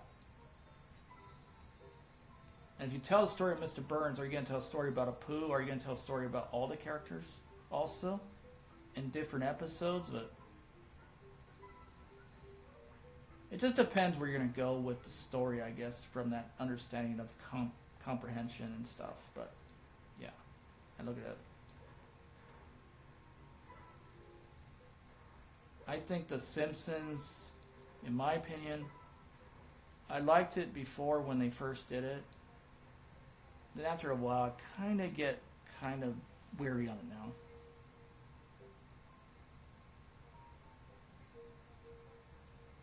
So if Jetsons get a movie, it's a slim to a reel, though. Yeah, it pretty much is a slim to a reel, because even at that, you think about it like one way or another.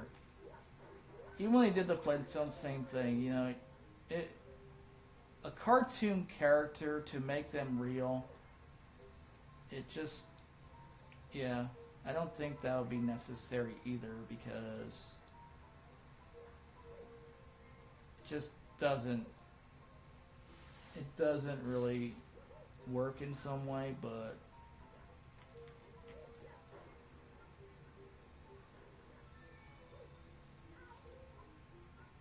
after certain seasons, yeah, of The Simpsons, yeah.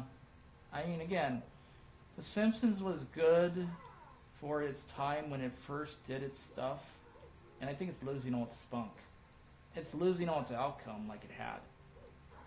Especially with a certain amount of the actors that are not there anymore, they're playing the part anymore, they're not there, and it sucks too. And then the other thing was, like, it's just like they lost all that kind of outcome with the story, the way they told it. But I agree with that. I think Simpsons is fine, but I like the originals better.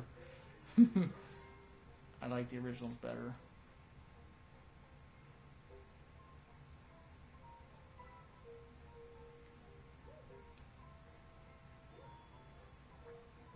And I don't know where all these damn coins are at, because I'm still trying to look for them.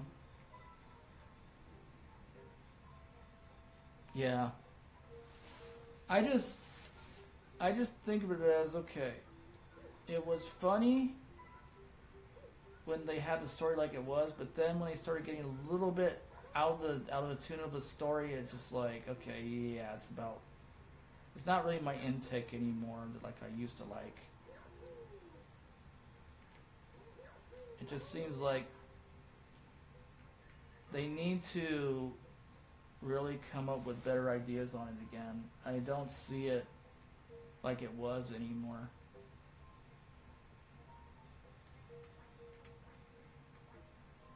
I mean, the person that pretty much did the voice of Bart, she's really awesome. I think she's a very good actress and a voice actress. She's very talented at what she does. And I think if I'm not mistaken, I think she did the voice of Chucky from Rugrats, if I'm not mistaken. I'm not sure. And I think she did the voice of Bobby from King of the Hill. But yes, she's a very, very talented voice actress, and I like what she did. Yes, she did. Yep, that's right. Yep,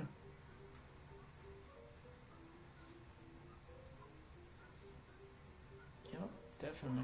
You know.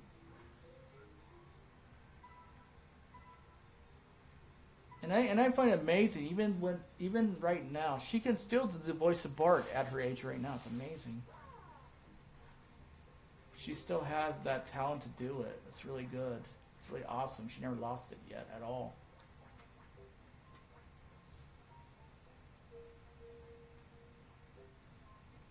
Yeah, it's really good how.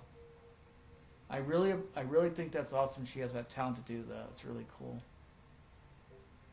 She's very, very talented, and yeah, I do think that's probably what's keeping The Simpsons pretty much alive. It's her. She can still do the voice for it, for Bart and stuff. Especially for Bart being one of the definite main characters of the series that would always do like funny stuff. That's mischief. That's what I liked about it too. I always liked to see the mischief inside of it. Like Bart does things that are not good, or then Lisa would try to do things that were good. It was just funny. Then sometimes you had Lisa where she would do things that were bad too, and then everyone was like stunned that Lisa would do bad things, but they would think that Bart does that, not Lisa, you know? So, yeah, that was really good. You were just scrolling, you found her TikTok.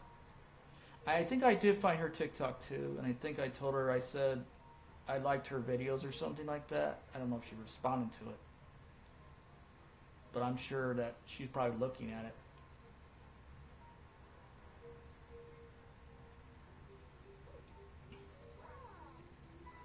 But yeah, she's very talented.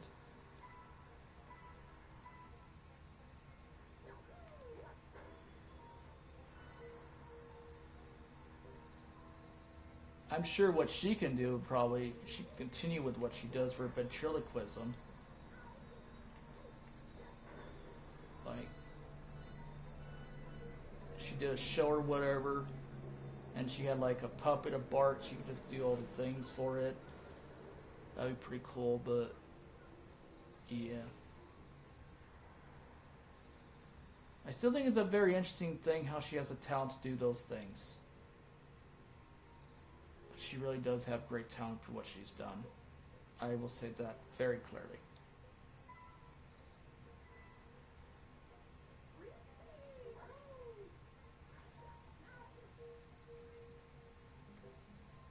I don't know where these purple coins are at. I'm still trying to find more of them. So where are they at? Where are those? Oh, there's one right there. Okay. Okay. Shit. Gotta get that one. Gotta get that one. Gotta get that one. There you go. Got that one. Now where the... Oh, there's more up here. Okay. I got you. I got you. This one is a confusing one because I'm still looking for all the other purple coins and I can't find them. This is really stupid. It's like, okay, where's the other purple coins? Where are they at? Thank you for the 15 people watch. You guys are awesome.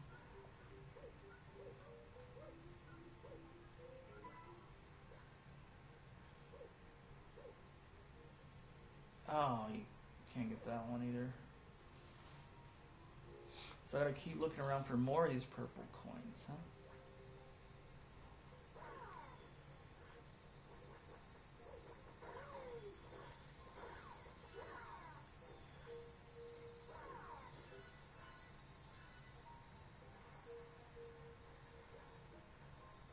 There's another one.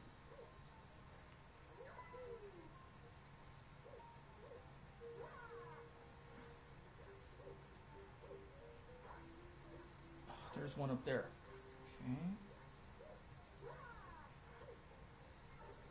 I don't want to go in the warp zone. Oh yeah, I gotta get these coins too.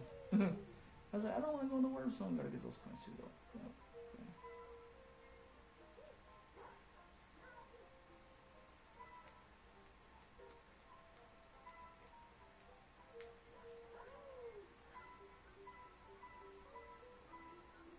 Okay, so I gotta get that extra life. Okay, that's it there, I guess. Okay.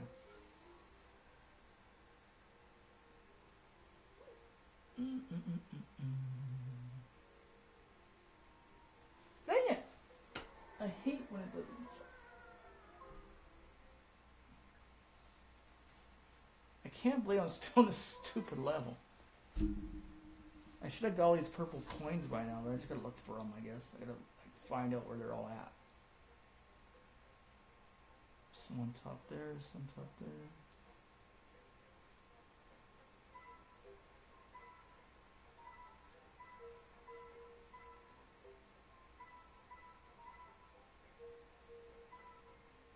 There's one there.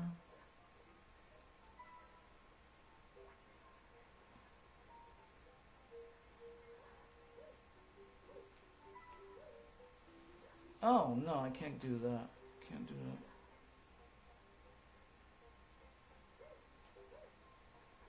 I know a lot of other POS. This other question. Is there a possible chance they can make a Gremlins 3? Possibility, maybe. But even at that, I look at like... I do think 2 was good enough, but you could probably get away with a 3.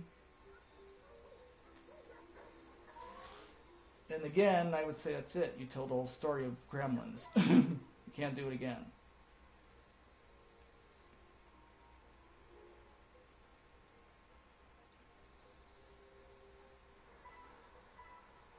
I would say the main character I liked on Gremlins was Gizmo.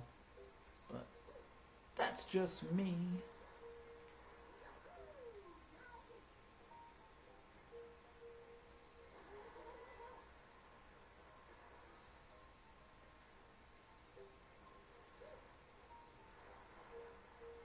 Dang it, where the heck are these coins at? I don't see them.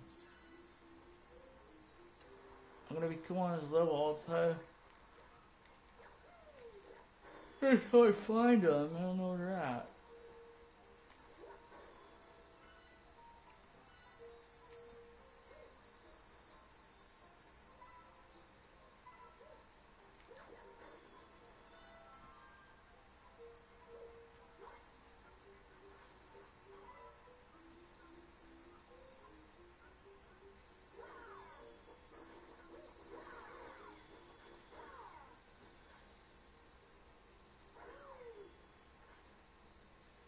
I also say another thing, I did like that movie, Toy Soldiers, that was pretty cool too. But yeah, again, I like when they do come up with new ideas like that. That's pretty cool too, because that tells me that's a creative way of doing something.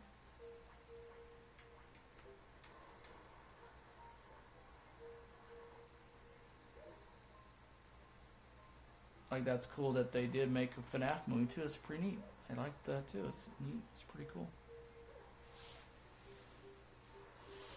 So there are great things out there that they could really use, but I would say the best thing they do is just they really need to just come up with good things for these stories, and they work pretty well for that.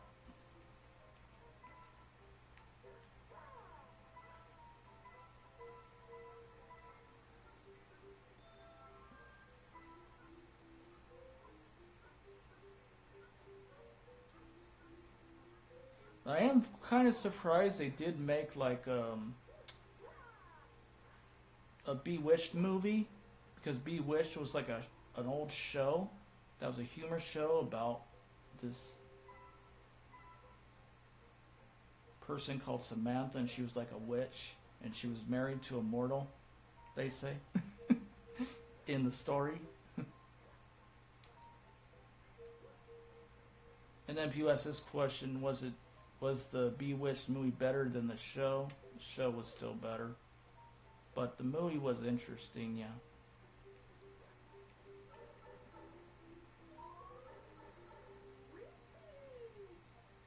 Just like Inspector Gadget. At least they made a movie Inspector Gadget, but even that, it's like, yeah, Inspector Gadget was good, but, you know, still better as a cartoon.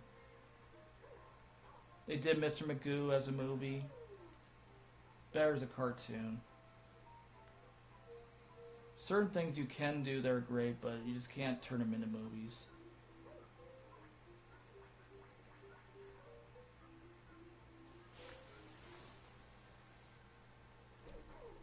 But I do wonder if they will make a Thundercats movie, because if they made He-Man, they'll probably make Thundercats, I'm sure.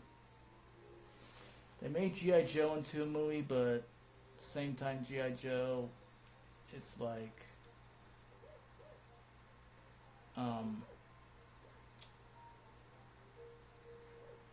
they could have done a better job with the story as well.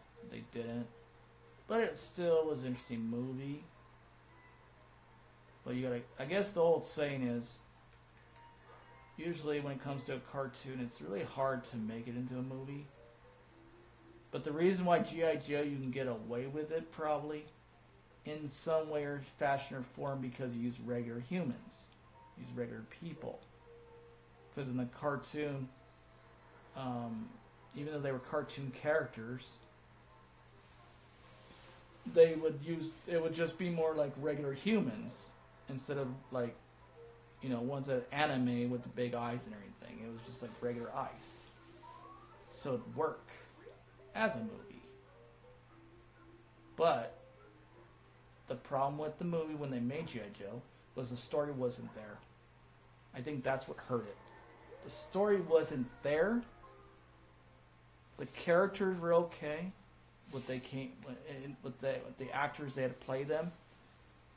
But and they, of course, they had the actresses and stuff too. But yeah, I still think they could do probably a G.I. Joe movie again. It might work, but yeah, I kind of have doubts on that too myself. At the same time, I still look at it like this. Even when they came with X-Men as a movie, even though it was based off a cartoon as well,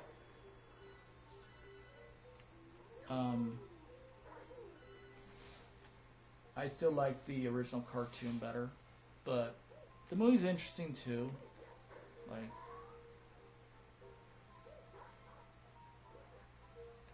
but there are certain things I do want to see that they could make a movie. Of course, it'd be games, but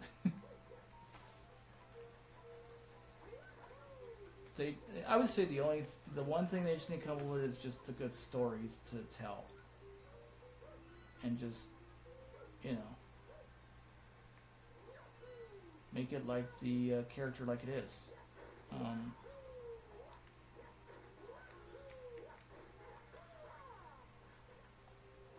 Like, if they do make a Ghouls and Ghosts movie, that would be pretty cool, but I would say they definitely need to have somebody really good to play that part. Of the maiden that he rescues and something, but yeah, they just really need to come with a better idea on it, if they want to do that. I think Castlevania's a possibility they could make into a movie. It could happen, but even at that, the best thing they need to look at is the story. They need to come with a better story. And then the other thing they need to come up with is a better plot, everything. And I think it can be possible to make a movie of Castlevania.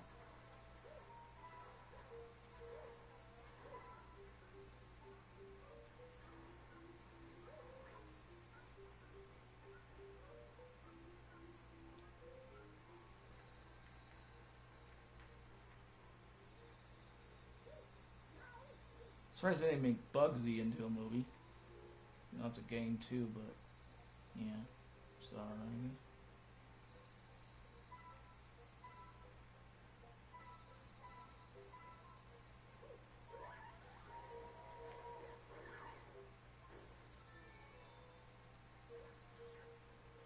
I don't know why I'm just like, I'm still trying to find all these coins and I can't find them. It's really crazy.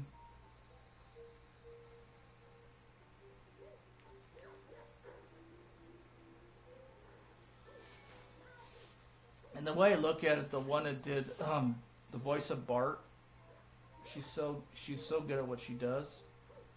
And then the other thing I think is so great is Darcy Lynn. She's very good too, what she does for her talent as well.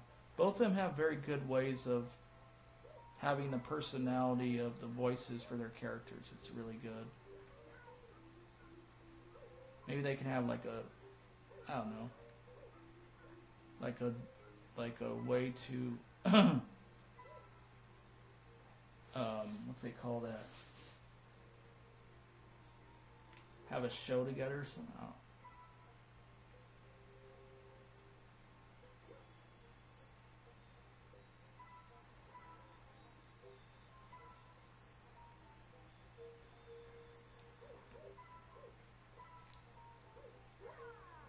I know it was also talked about, but they're saying they're going to probably bring back Tiny Toons. I will say this, I think it'd be great to bring it back, but the problem is do they have the original cast to do it again? And will it work? With the story they have or whatever. Maybe they're older, I don't know, but it's kind of like saying that you bring back Rugrats and they're all grown up, you know.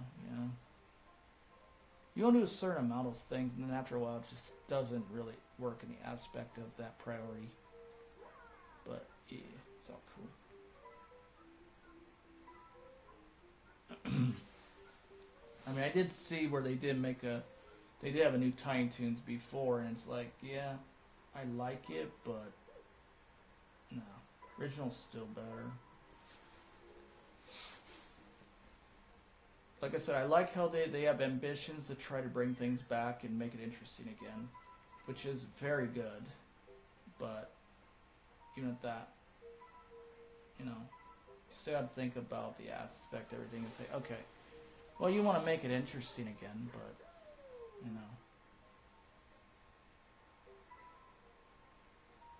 can't keep doing it over and over again. But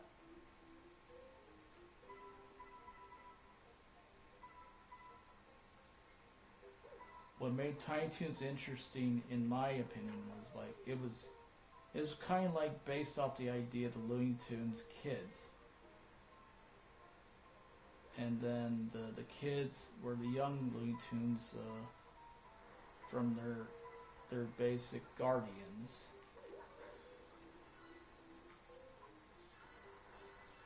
So that was interesting. Yeah, that was interesting at the time.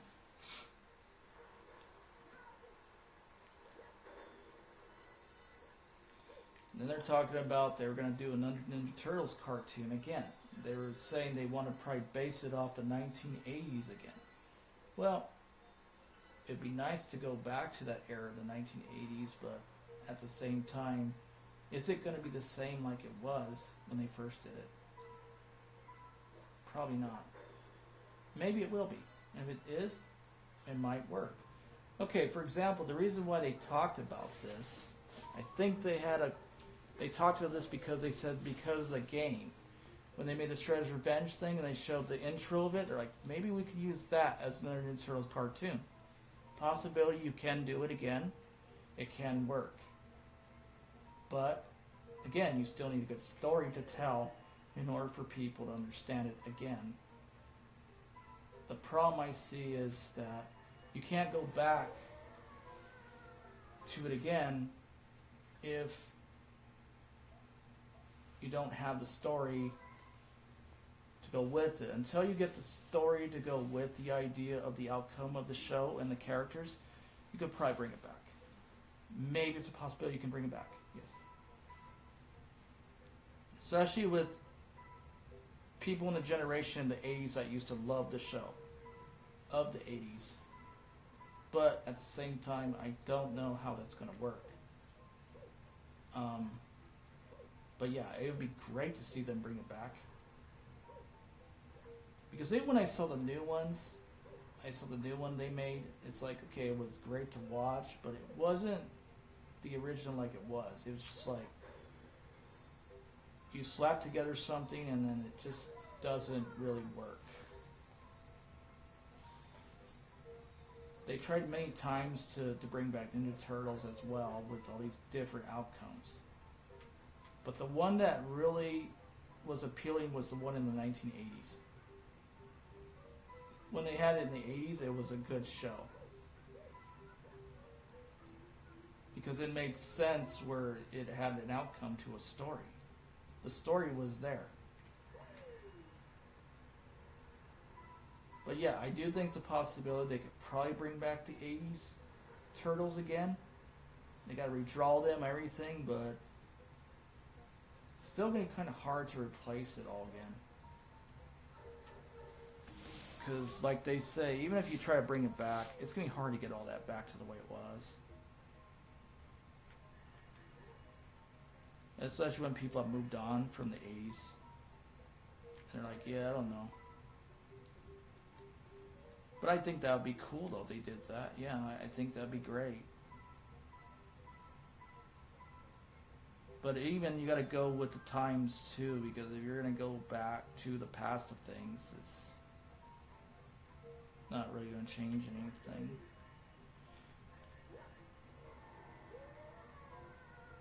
I guess like Timon always said, you know, you gotta leave the past behind you.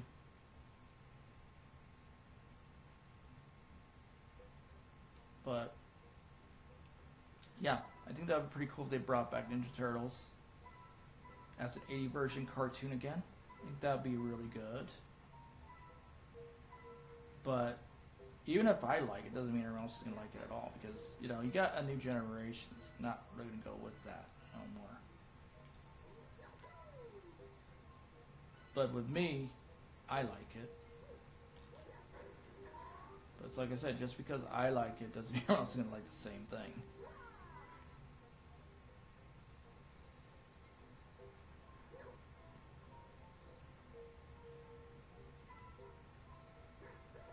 There are things I think they could probably make a movie of, and I just thought of this. They can make Denver Last Dinosaur movie. It could probably happen. Why?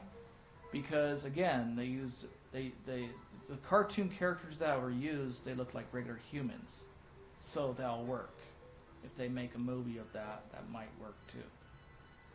They can make a movie of Dinosaurs, probably might work too, maybe. It could probably work. But I think the one thing they really need to focus on is their storyline, their storytelling, their writing. I think that's the most important thing you need to focus on, is the writing. The writing is the most important thing, because without the writing, you don't have a good movie. Without the writing, you don't have a good cartoon show, you don't have a good, you know, outcome. So they need to focus on all that first. Then focus on the idea of the original character itself. Then get the actor that can suit the character. And make certain the character is still that character and not something else it's not. I guess unless you're in another dimension or something, I guess. But yeah, it's just, you keep it just the way it is, normal, and that's the way it should stay. A normal outcome to an aspect of that combination. How come I can't get up there? How come I can't get up there? Doesn't make sense.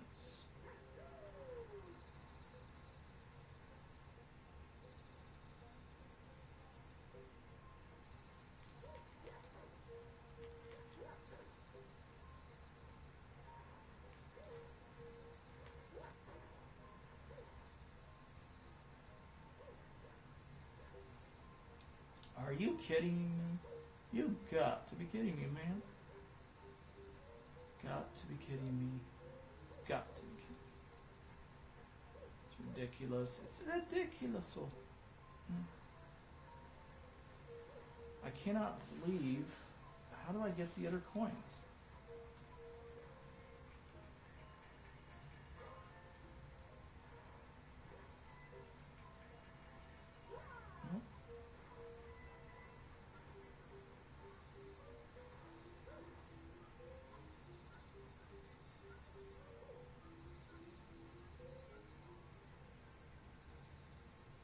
There is no way to get those purple coins, is there? Probably not, because they're all over somewhere. Just gotta find out where those purple coins are at. There's one there. I guess maybe, I don't know.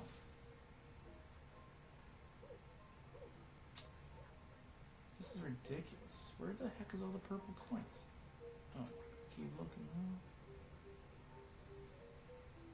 Keep looking around.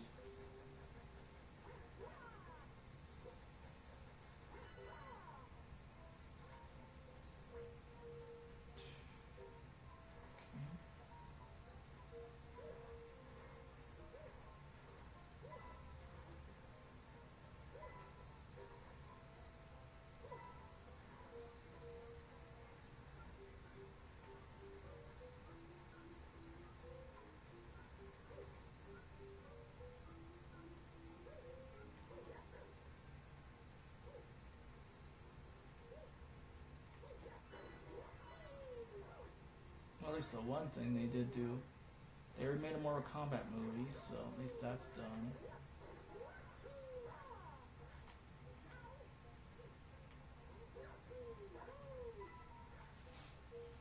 Then they did, they already made a movie of something. I was trying to think what it was.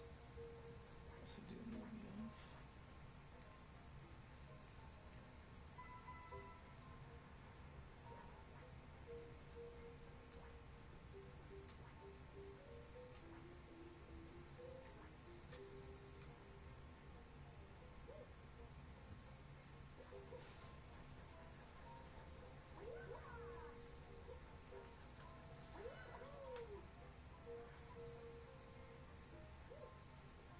Okay, where's the purple coins at? What the hell?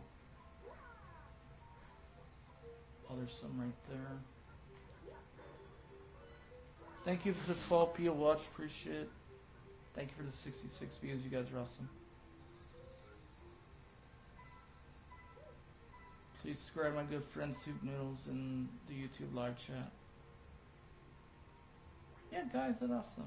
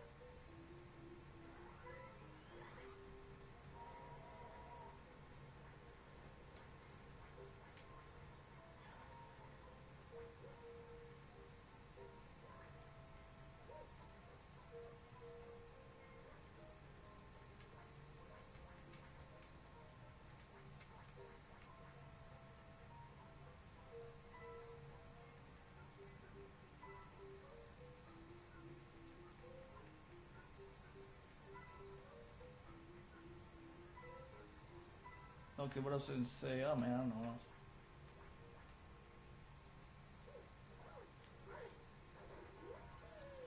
I do think that the next Spaceball movie will be pretty good. I think it will work, and the reason why I think that might work, it's because they still have some of the original cast there, and they did say they should make a part 2. In a way, I think that would work if they did do it, but they already did film it, they said they're done filming, so that means the movie is coming out. They just don't know what day it's going to come out on. But it's possible it's going to work. It's going to work because if the story is as good as it is, like the original was, it'll be a success for Mel Brooks. And it will be a success for the original, certain amount of the original cast that are still alive today. Even though a lot of the original cast is not there, which sucks, but I think that it's still going to be a good movie because it has, to me, it's going to have a good outcome to it. Because Mel Brooks is a very successful, like they say, filmmaker and director.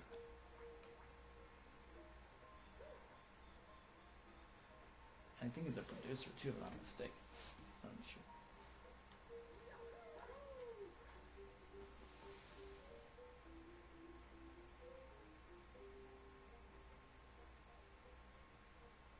Okay, let's see where this goes.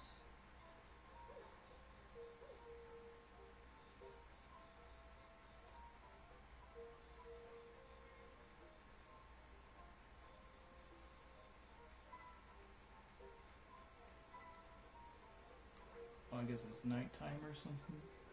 That's why the crickets are sounding.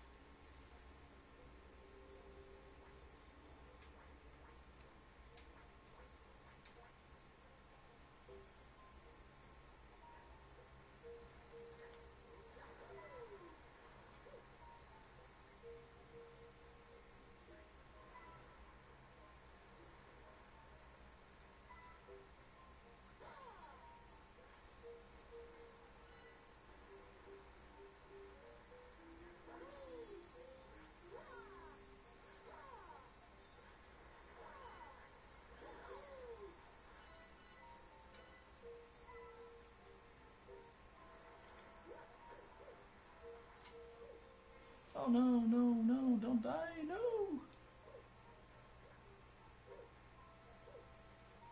I guess I could do a flip or I'm at it. Shoot. Oh, there they, no. Oh, this is a weird one. This is the most weirdest one I ever did. When it comes to these lows for the purple coins. I'll get this one. This one's really strange.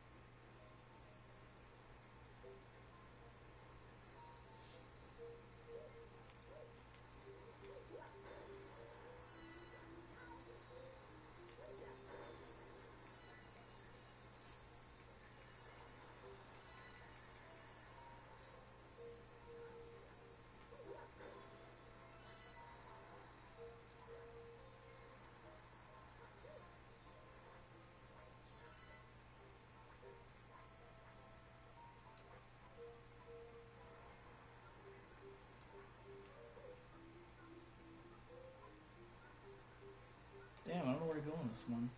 This really is a hard one to do.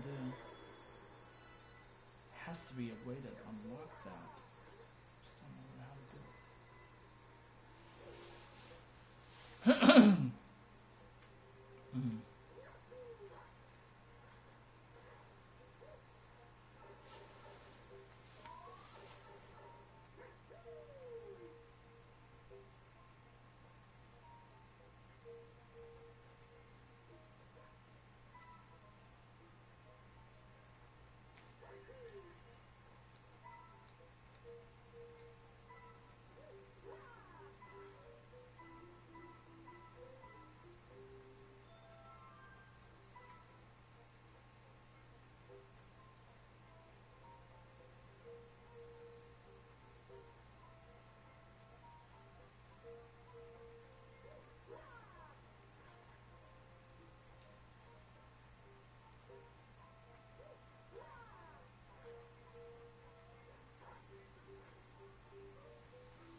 Thank you for 11 people watching. You guys are awesome.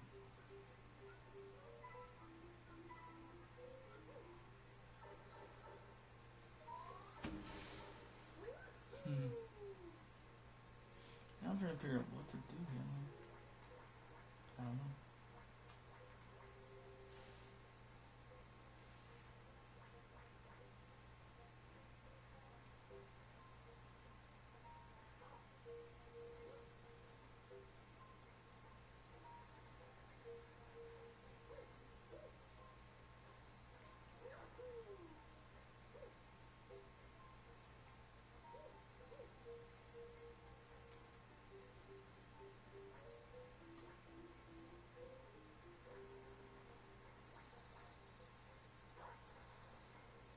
Wait a minute. You can mess with the rocks by spinning an attack, I think. No?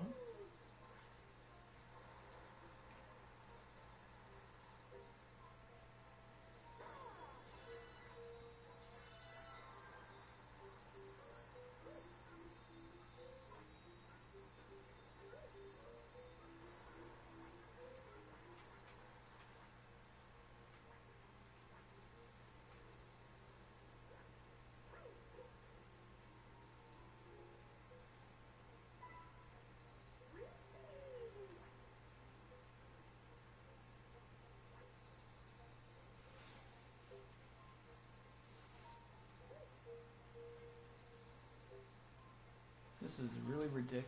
I don't want to beat this level.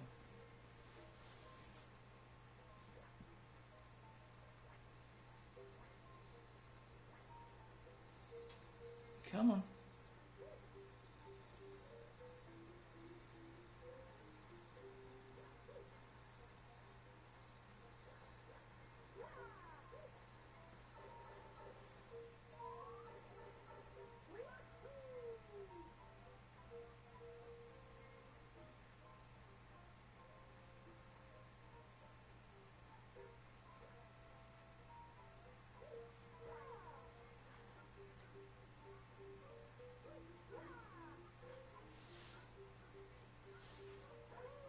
Damn it.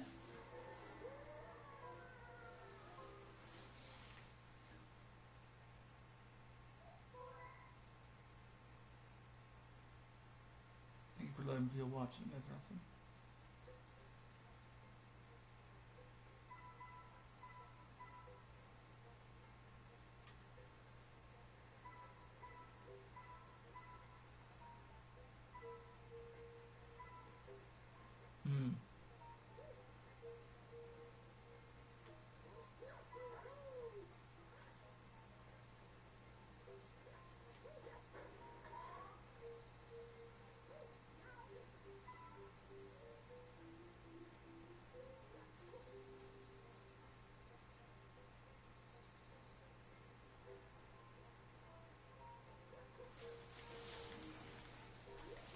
Alright, here we go.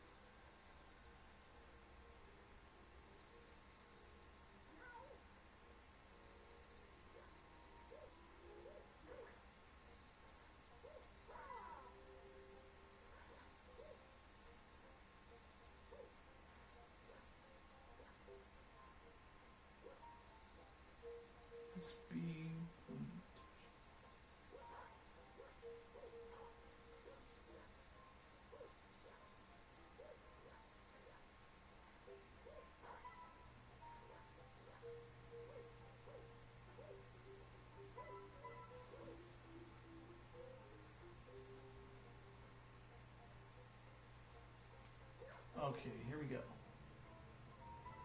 Bam, there you go. Let's trigger all these other things, I guess.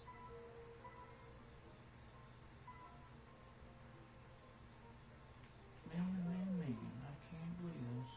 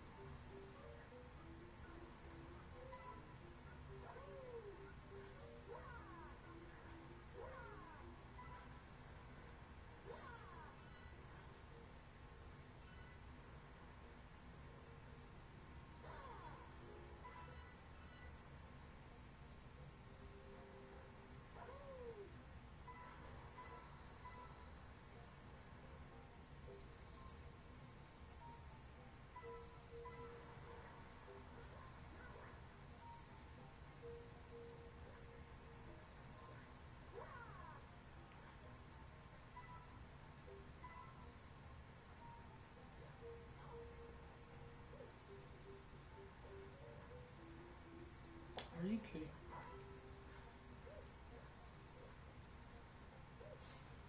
Go down the website? Yep.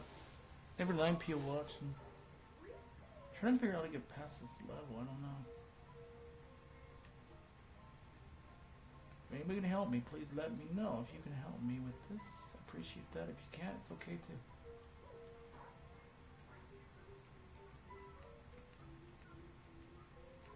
I really appreciate it.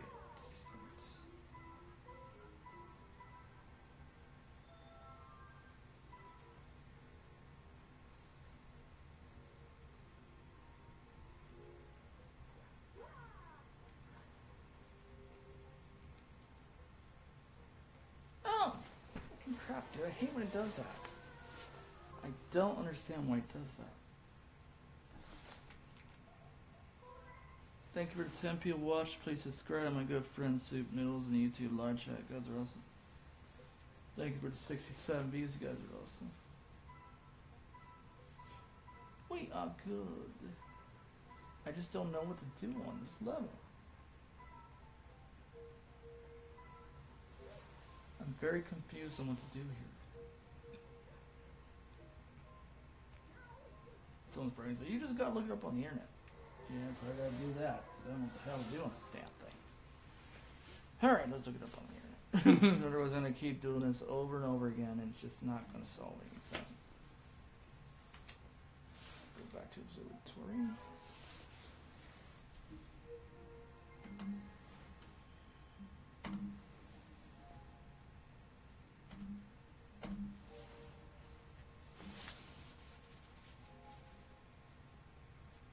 We got 143. Okay, here we go.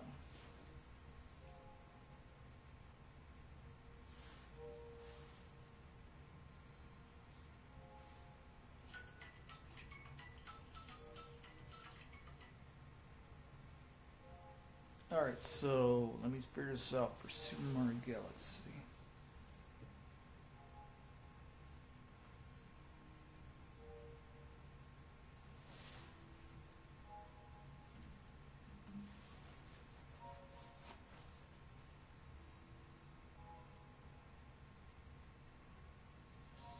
Figure this out. I know what it is for one.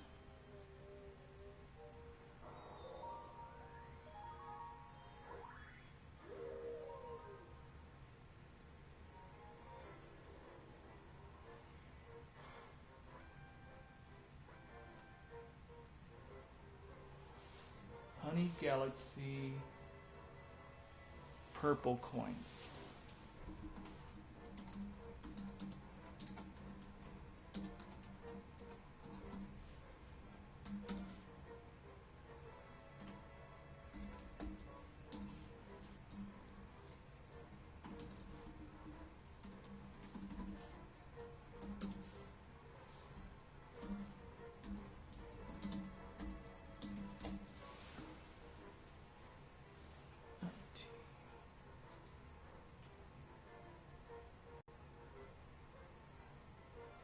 There it is, purple coins.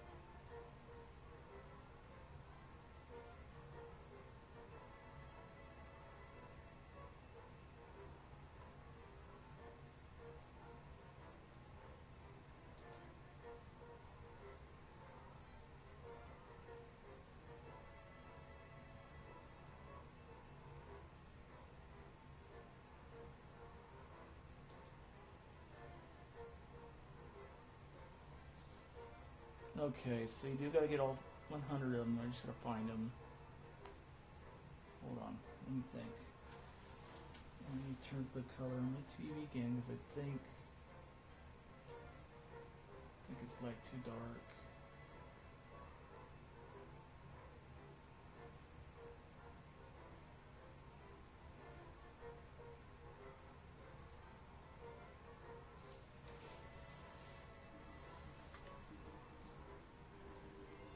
Okay.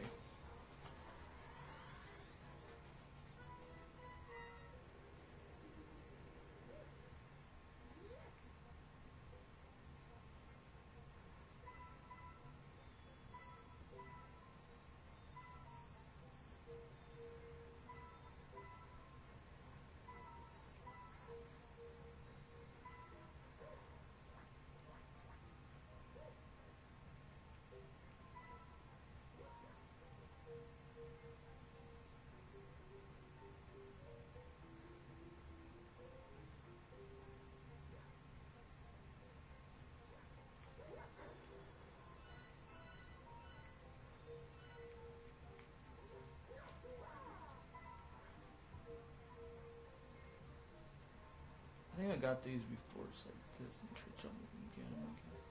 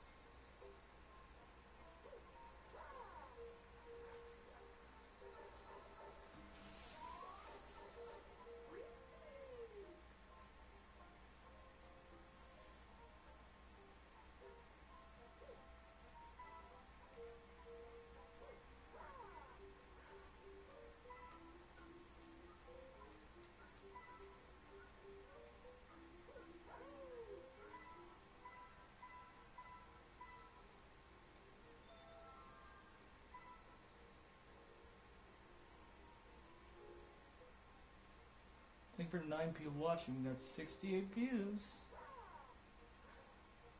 Yeah, guys, awesome. Thank you for watching. Appreciate it. Son of... Why does he jump? I don't understand that. You should jump. What the hell?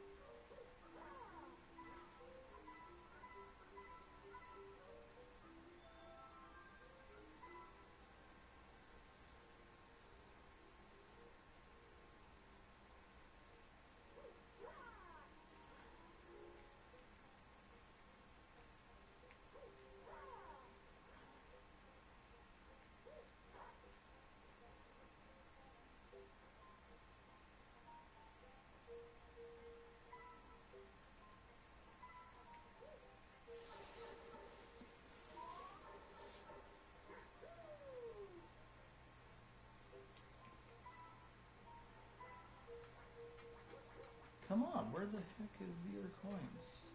What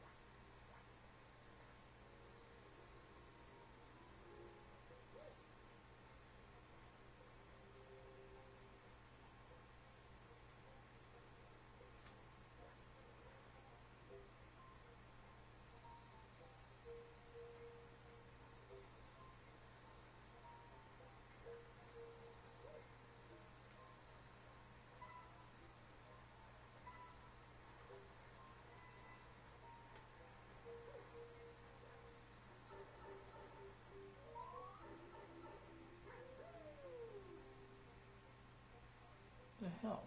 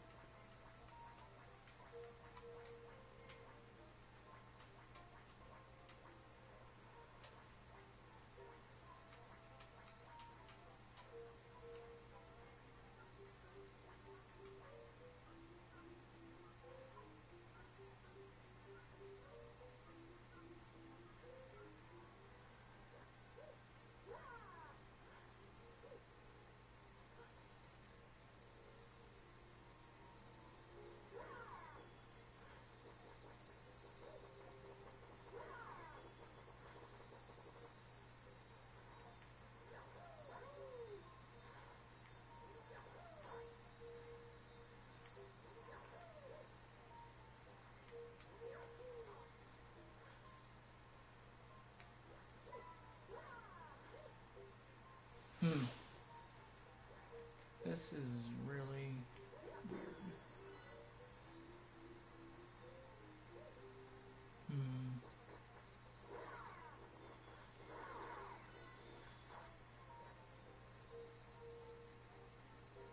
Where is the...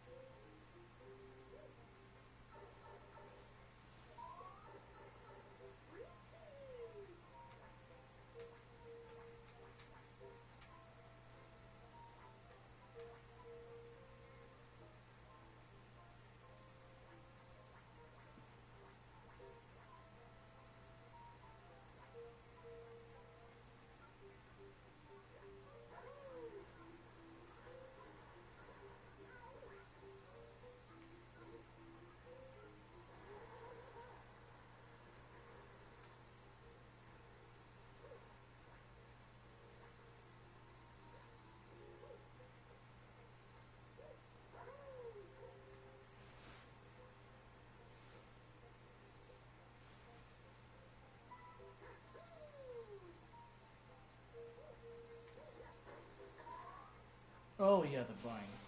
Let's say, how come I can't get up there?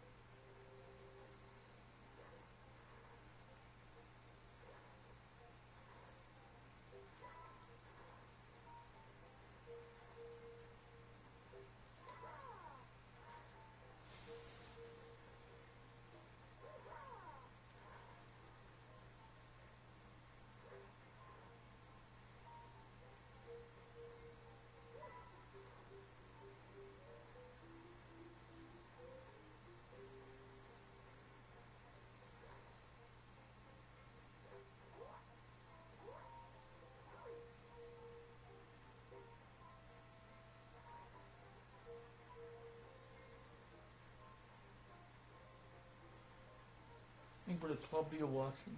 Thank you for the 72 views. You guys are awesome. Okay, here we go. Bam.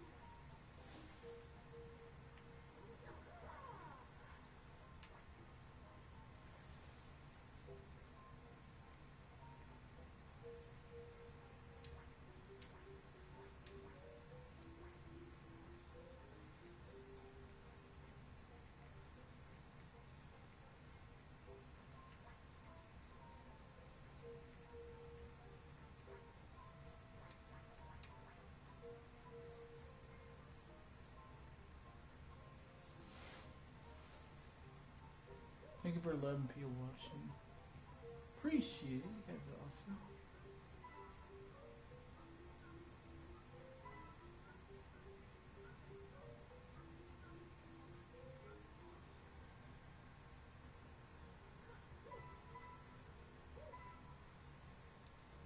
Thank you for the 72 views. You guys are awesome. I appreciate that.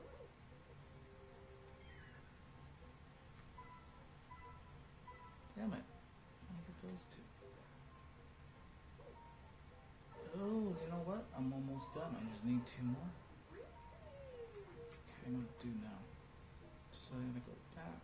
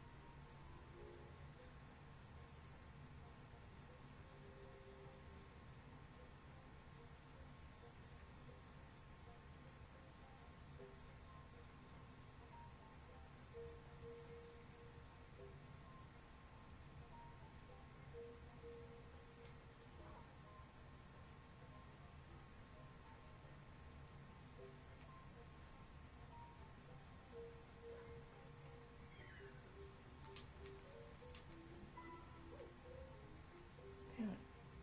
I'm gonna get that last one. Ah,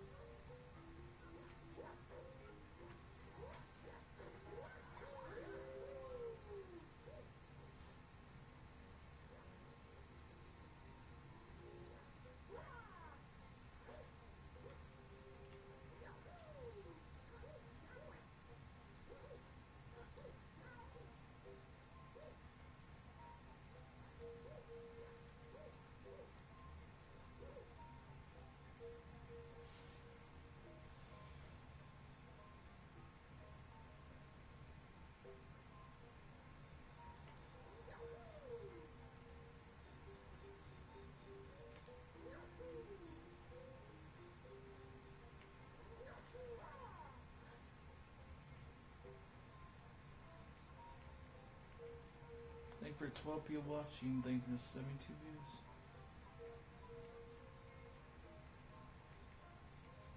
Finally, hopefully get past this level, man.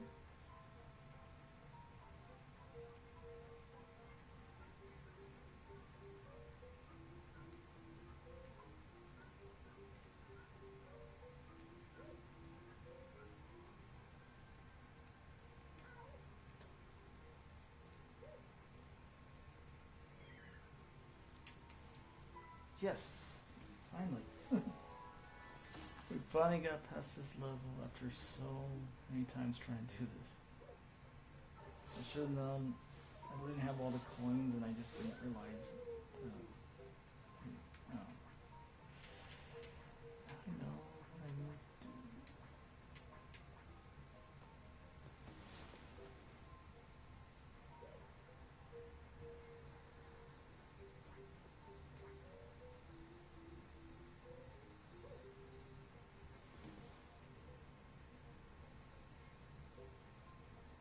Don't die, man. Don't die. Boom. I'll finish that level.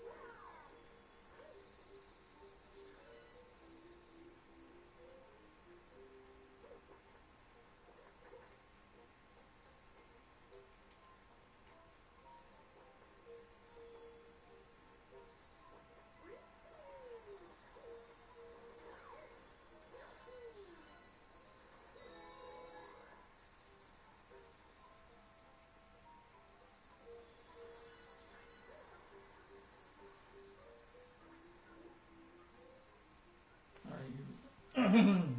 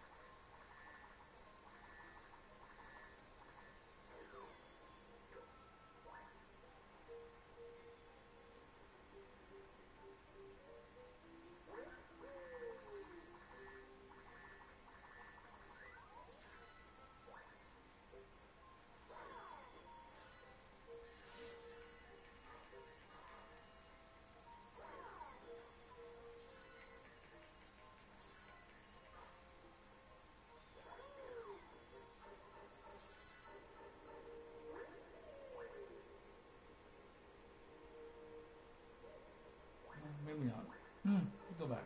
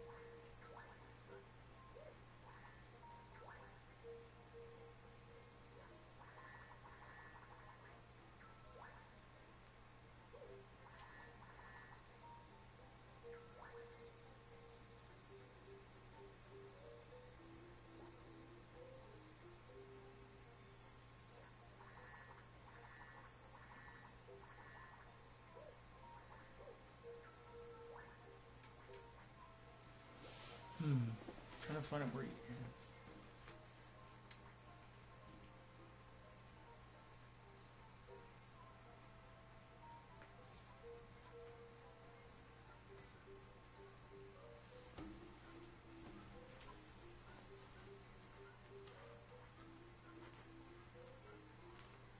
Hmm.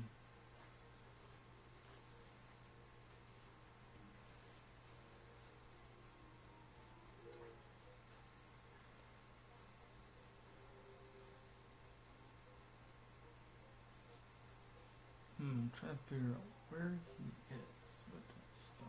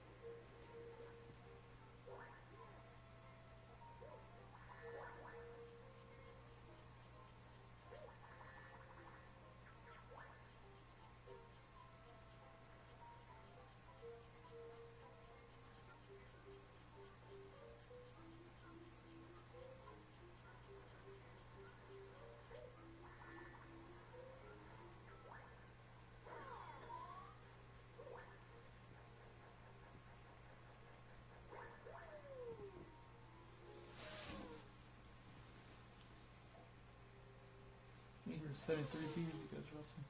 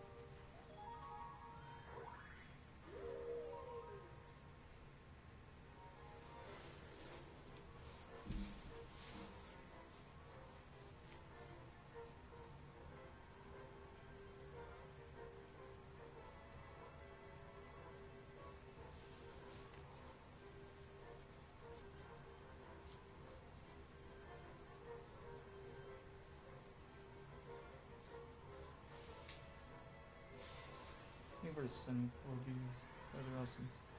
Thank you for the 11 people watching. You guys are awesome. I figured this out though.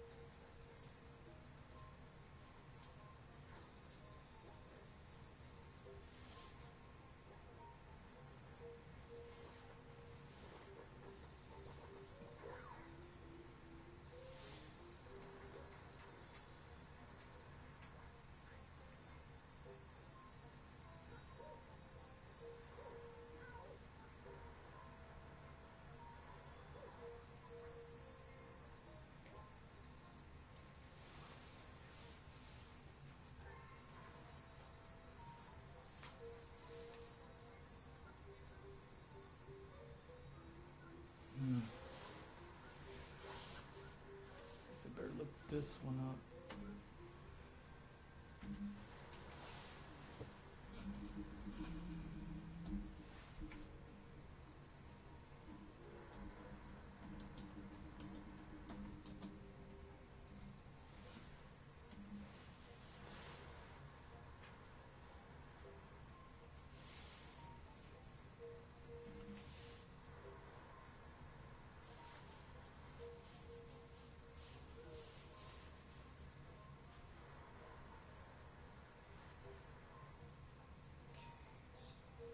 Where is Luigi?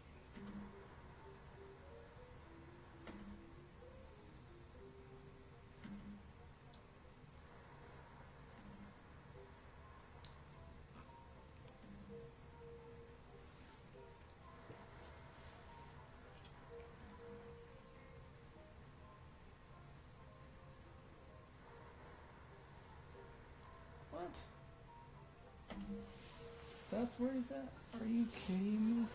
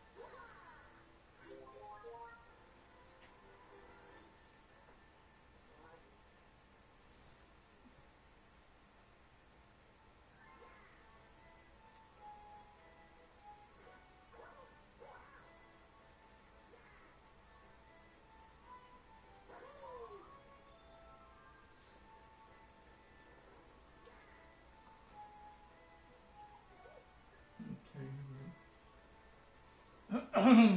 Hmm. Hmm.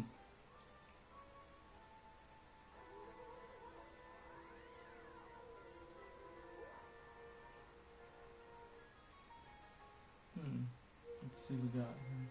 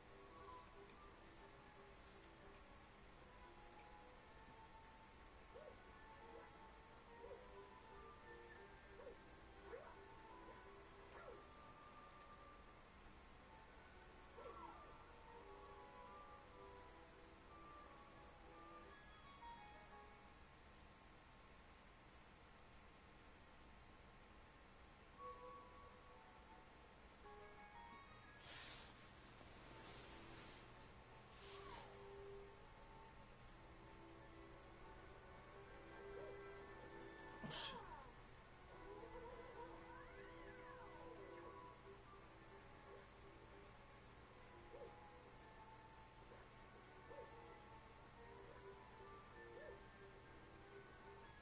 Let's try this one. See what we got. They were just sending 5 views, you guys.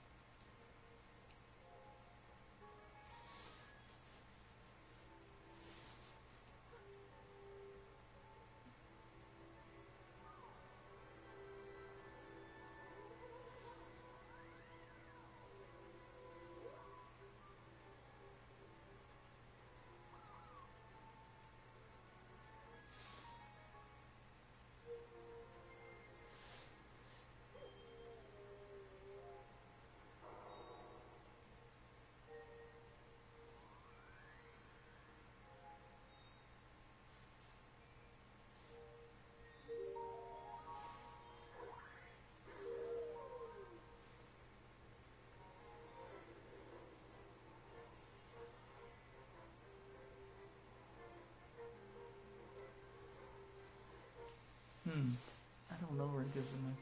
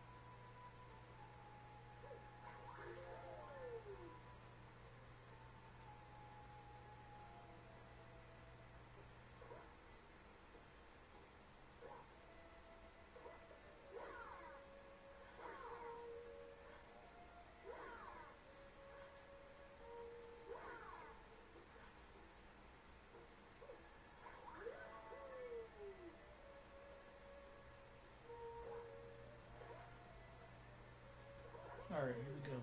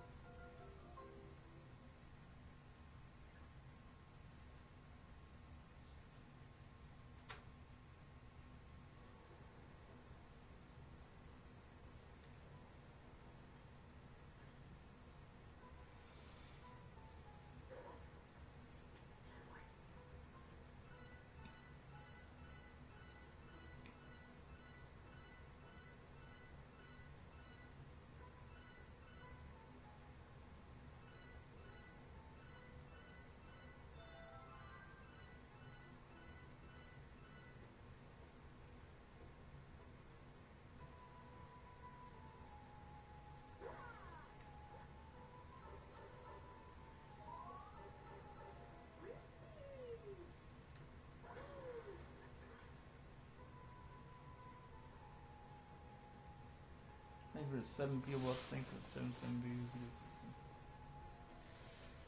Oh man.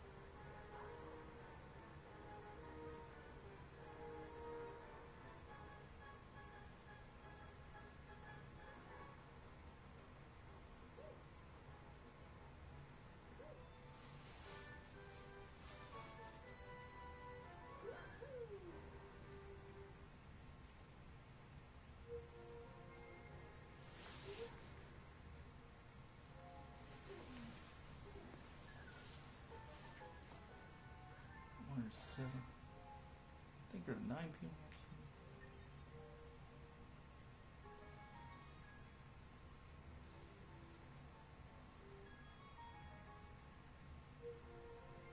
I gotta figure out where more stars are at.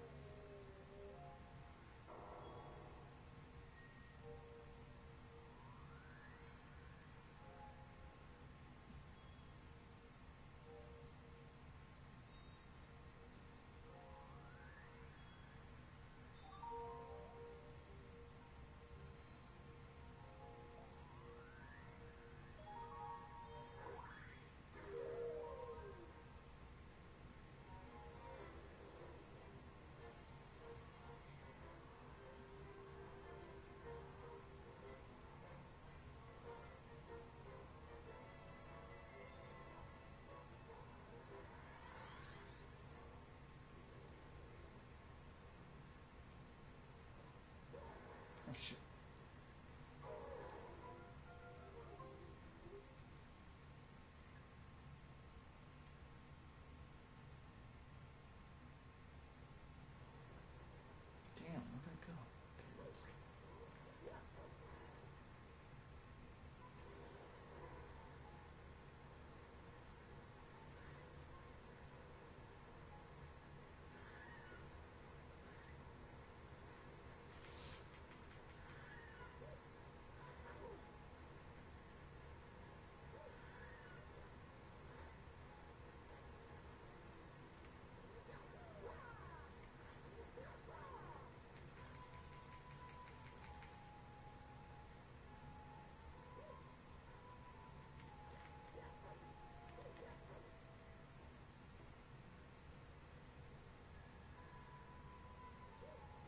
get it.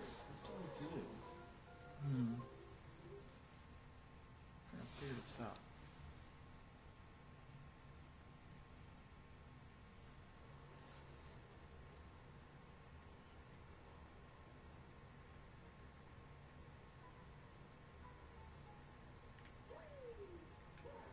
Oh shit.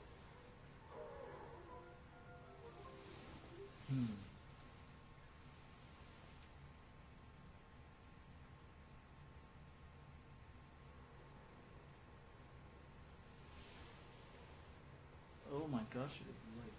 Okay, I'm gonna have to stop now, people. Thank you for watching, and we will do more Super Mario Galaxy tomorrow. I'll try to look for more stars. Thank you guys for watching. Thank you for shares, comments, likes. You guys are awesome. I love you guys, and like I said, please subscribe to everyone here on YouTube, and share their content, like it, comment, and on top of that, please subscribe to their YouTube channels. And please share this content, subscribe to Cinema Storms, like it, comment, and on top of that, don't forget to hit the notification bell whenever I go live or any awesome YouTube content creator goes live, so you don't miss our live streams. Anyway, yeah, thank you guys for watching. What's up? Oh well, I got another new person here. Jesna's Creative Hub. Oh, cool. Awesome, I like that. Alright, subscribe to you, Janice. Please subscribe to my good friend Janice. Jesna Sahan. Thank you for watching, appreciate it, but yeah, we'll continue more tomorrow. Actually, we'll continue more later today. We'll see. God, you guys are awesome. Thank you for watching. Appreciate it. I am definitely proud that you guys are watching. Thank you. I appreciate all your support. Alright, well, let me let you guys go. And, yeah, y'all have a good night. Alrighty. This is Cinema Storm sign off. Bye.